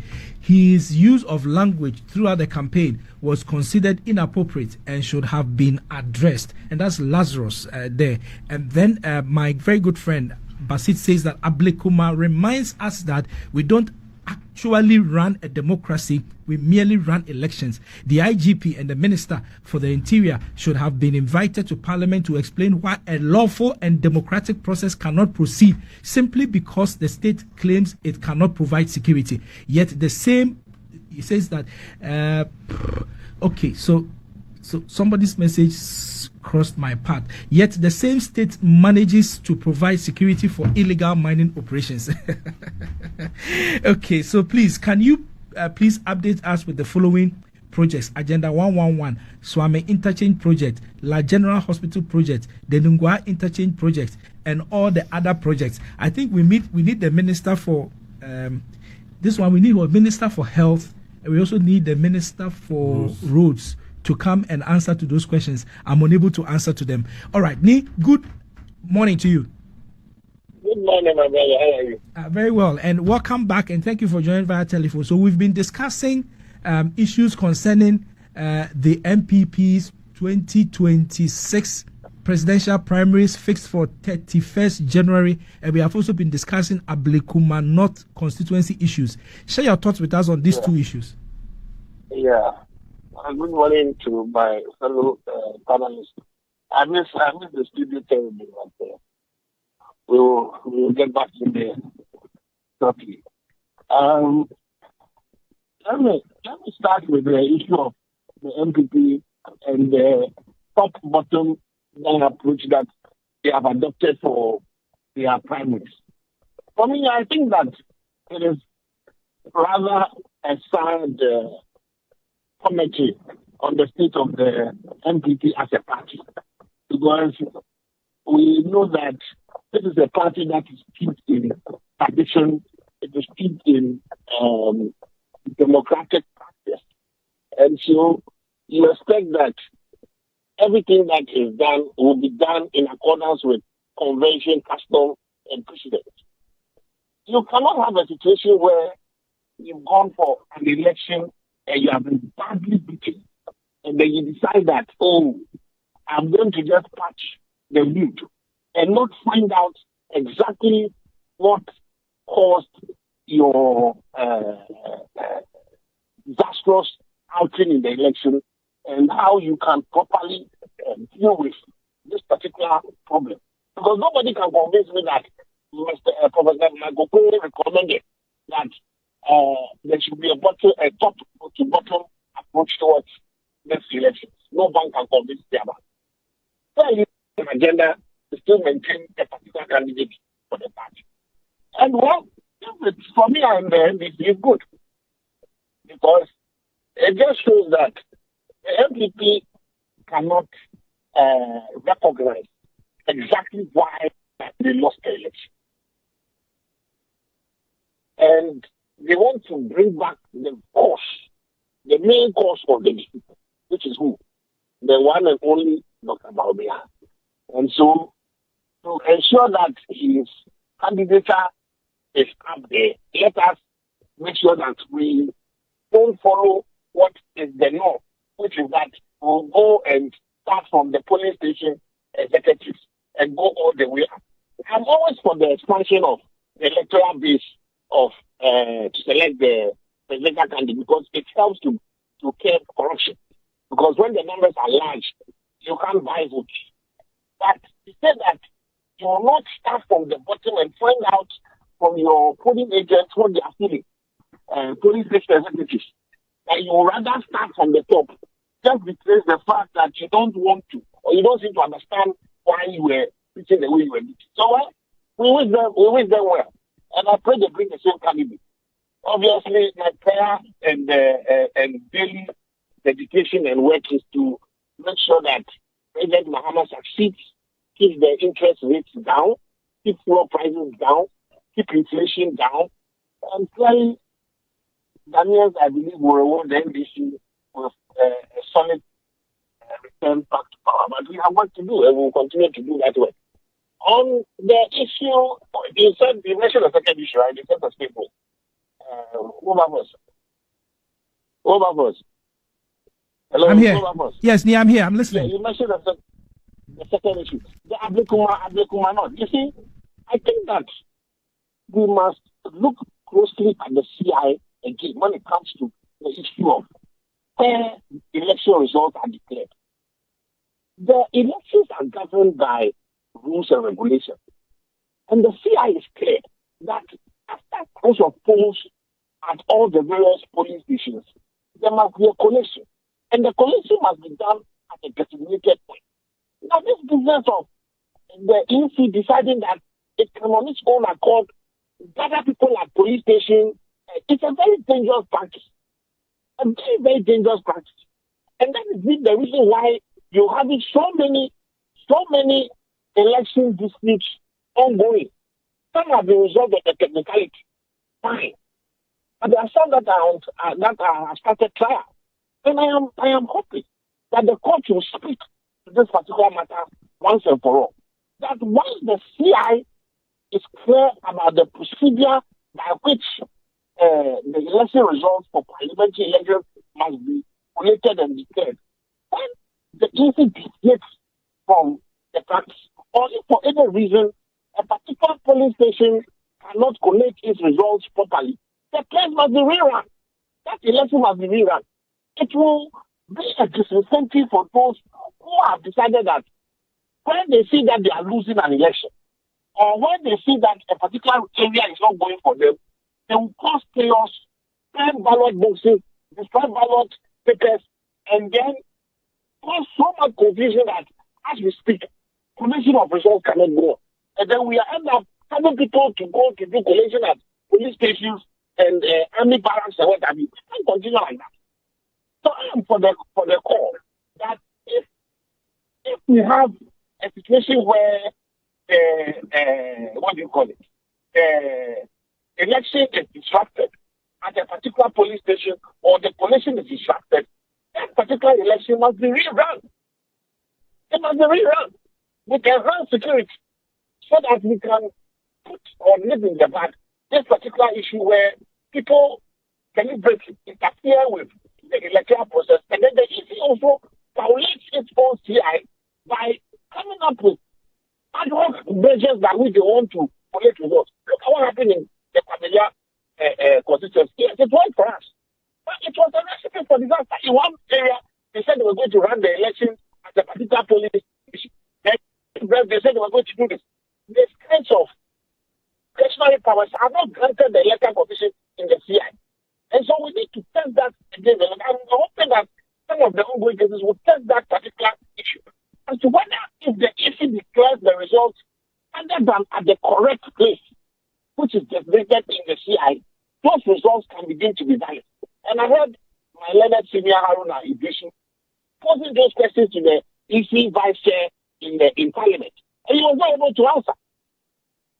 So that is my contribution for that particular topic. Okay. I'll stand by just in case you have something else. Okay. That you want to. So yes, thank you for your submissions there. Yes. But to quickly find out from you. So there's a message here which says that the current IGP has first-hand briefing and knowledge of the challenge as Director of Operations. Then, when we were having the elections, it is a shame and bad and dangerous precedent for chaos in the future. The state will, in the future, renege on security in opposition strongholds. And so Abdul Basit Mahama is painting a picture and saying that the current IGP, who was then the Director of Operations, was seized with information as to all these developments that you have spoken about, and that being in the position as IGP now, he should have the wherewithal to be able to deal with this matter forthwith, and it should be immediately. Don't you think the IGP bears the responsibility of providing maximum security for the EC to be able to do the collation of results in just one constituency out of 276? You see, Wilberforce, my point is this. If we have to really look at the CI, let's really look at the CI. on the issue of collation. So that if there's an outbreak of confusion at a particular place, what is the as it is now? The CI is clear. The collation has been done at a designated point in the constitution. So that when it decides to go and do collation at police stations and things, it's violating the CI. And that calls into question the legitimacy of the results that are declared. So that's why I said that, look, if we want to get this thing in the back, let us rerun the elections in those areas where people tend to go and cause confusion, and then because of that, the election cannot happen. Okay, so there's a message here from Justice Mawunyo, who says that politicizing everything in this country won't help us as a nation called Ghana. As a country, we need a serious sensitization on this. Sal and Guan citizens were left to their fate for 4 good years, and I believe it is done in the name of politics. EC office are being politicized. Banks are facing same. Schools are being politicized. Hospitals facing same. Even businesses are also being politicized. Let's take a second look at what we do as a country. Thanks, Justice from Ho. Okay, Justice, thank you for your message over there. All right, Tony, I think we would hang it on over there and then continue when we see you again next week. But let me give Mr. Jantuah. Yeah, Mr. Jantuah is asking you a question. Oh, he dropped. Okay, it's all right. So we let's wrap up the show this way, Mr. Jantuah. So you have the are you speaking about Ablekuma already? Yes, okay, all right. So we'll wrap up the show that way, and let me see if I have any messages that I did not bring across. Somebody was asking about some projects. Okay, that one we said that we need the ministers to come in. Wilberforce, please refresh your panelists that a whole school was set ablaze because of this Ablekuma North declaration of results. Okay, mangoes there. Mangoes, I think that happened and some school was set ablaze in that area and all that. So many disruptions that we cannot afford to happen again. That is why I think the IGP has the duty to sort that out for us. I believe that in the coming weeks they should be able to do that. Okay, so that has been our show for today. The forum has been live on Asaase Radio here in Accra, 99.5 in Kumasi, 98.5 in Tamale, 99.7, and in Cape Coast 100.3. And the show has been produced by Emmanuel Oheming together with Daniel Gidiglo. My name is Wilberforce Asare. Thank you very much for the privilege of your company. Thank you for watching. Like, comment, share, and subscribe.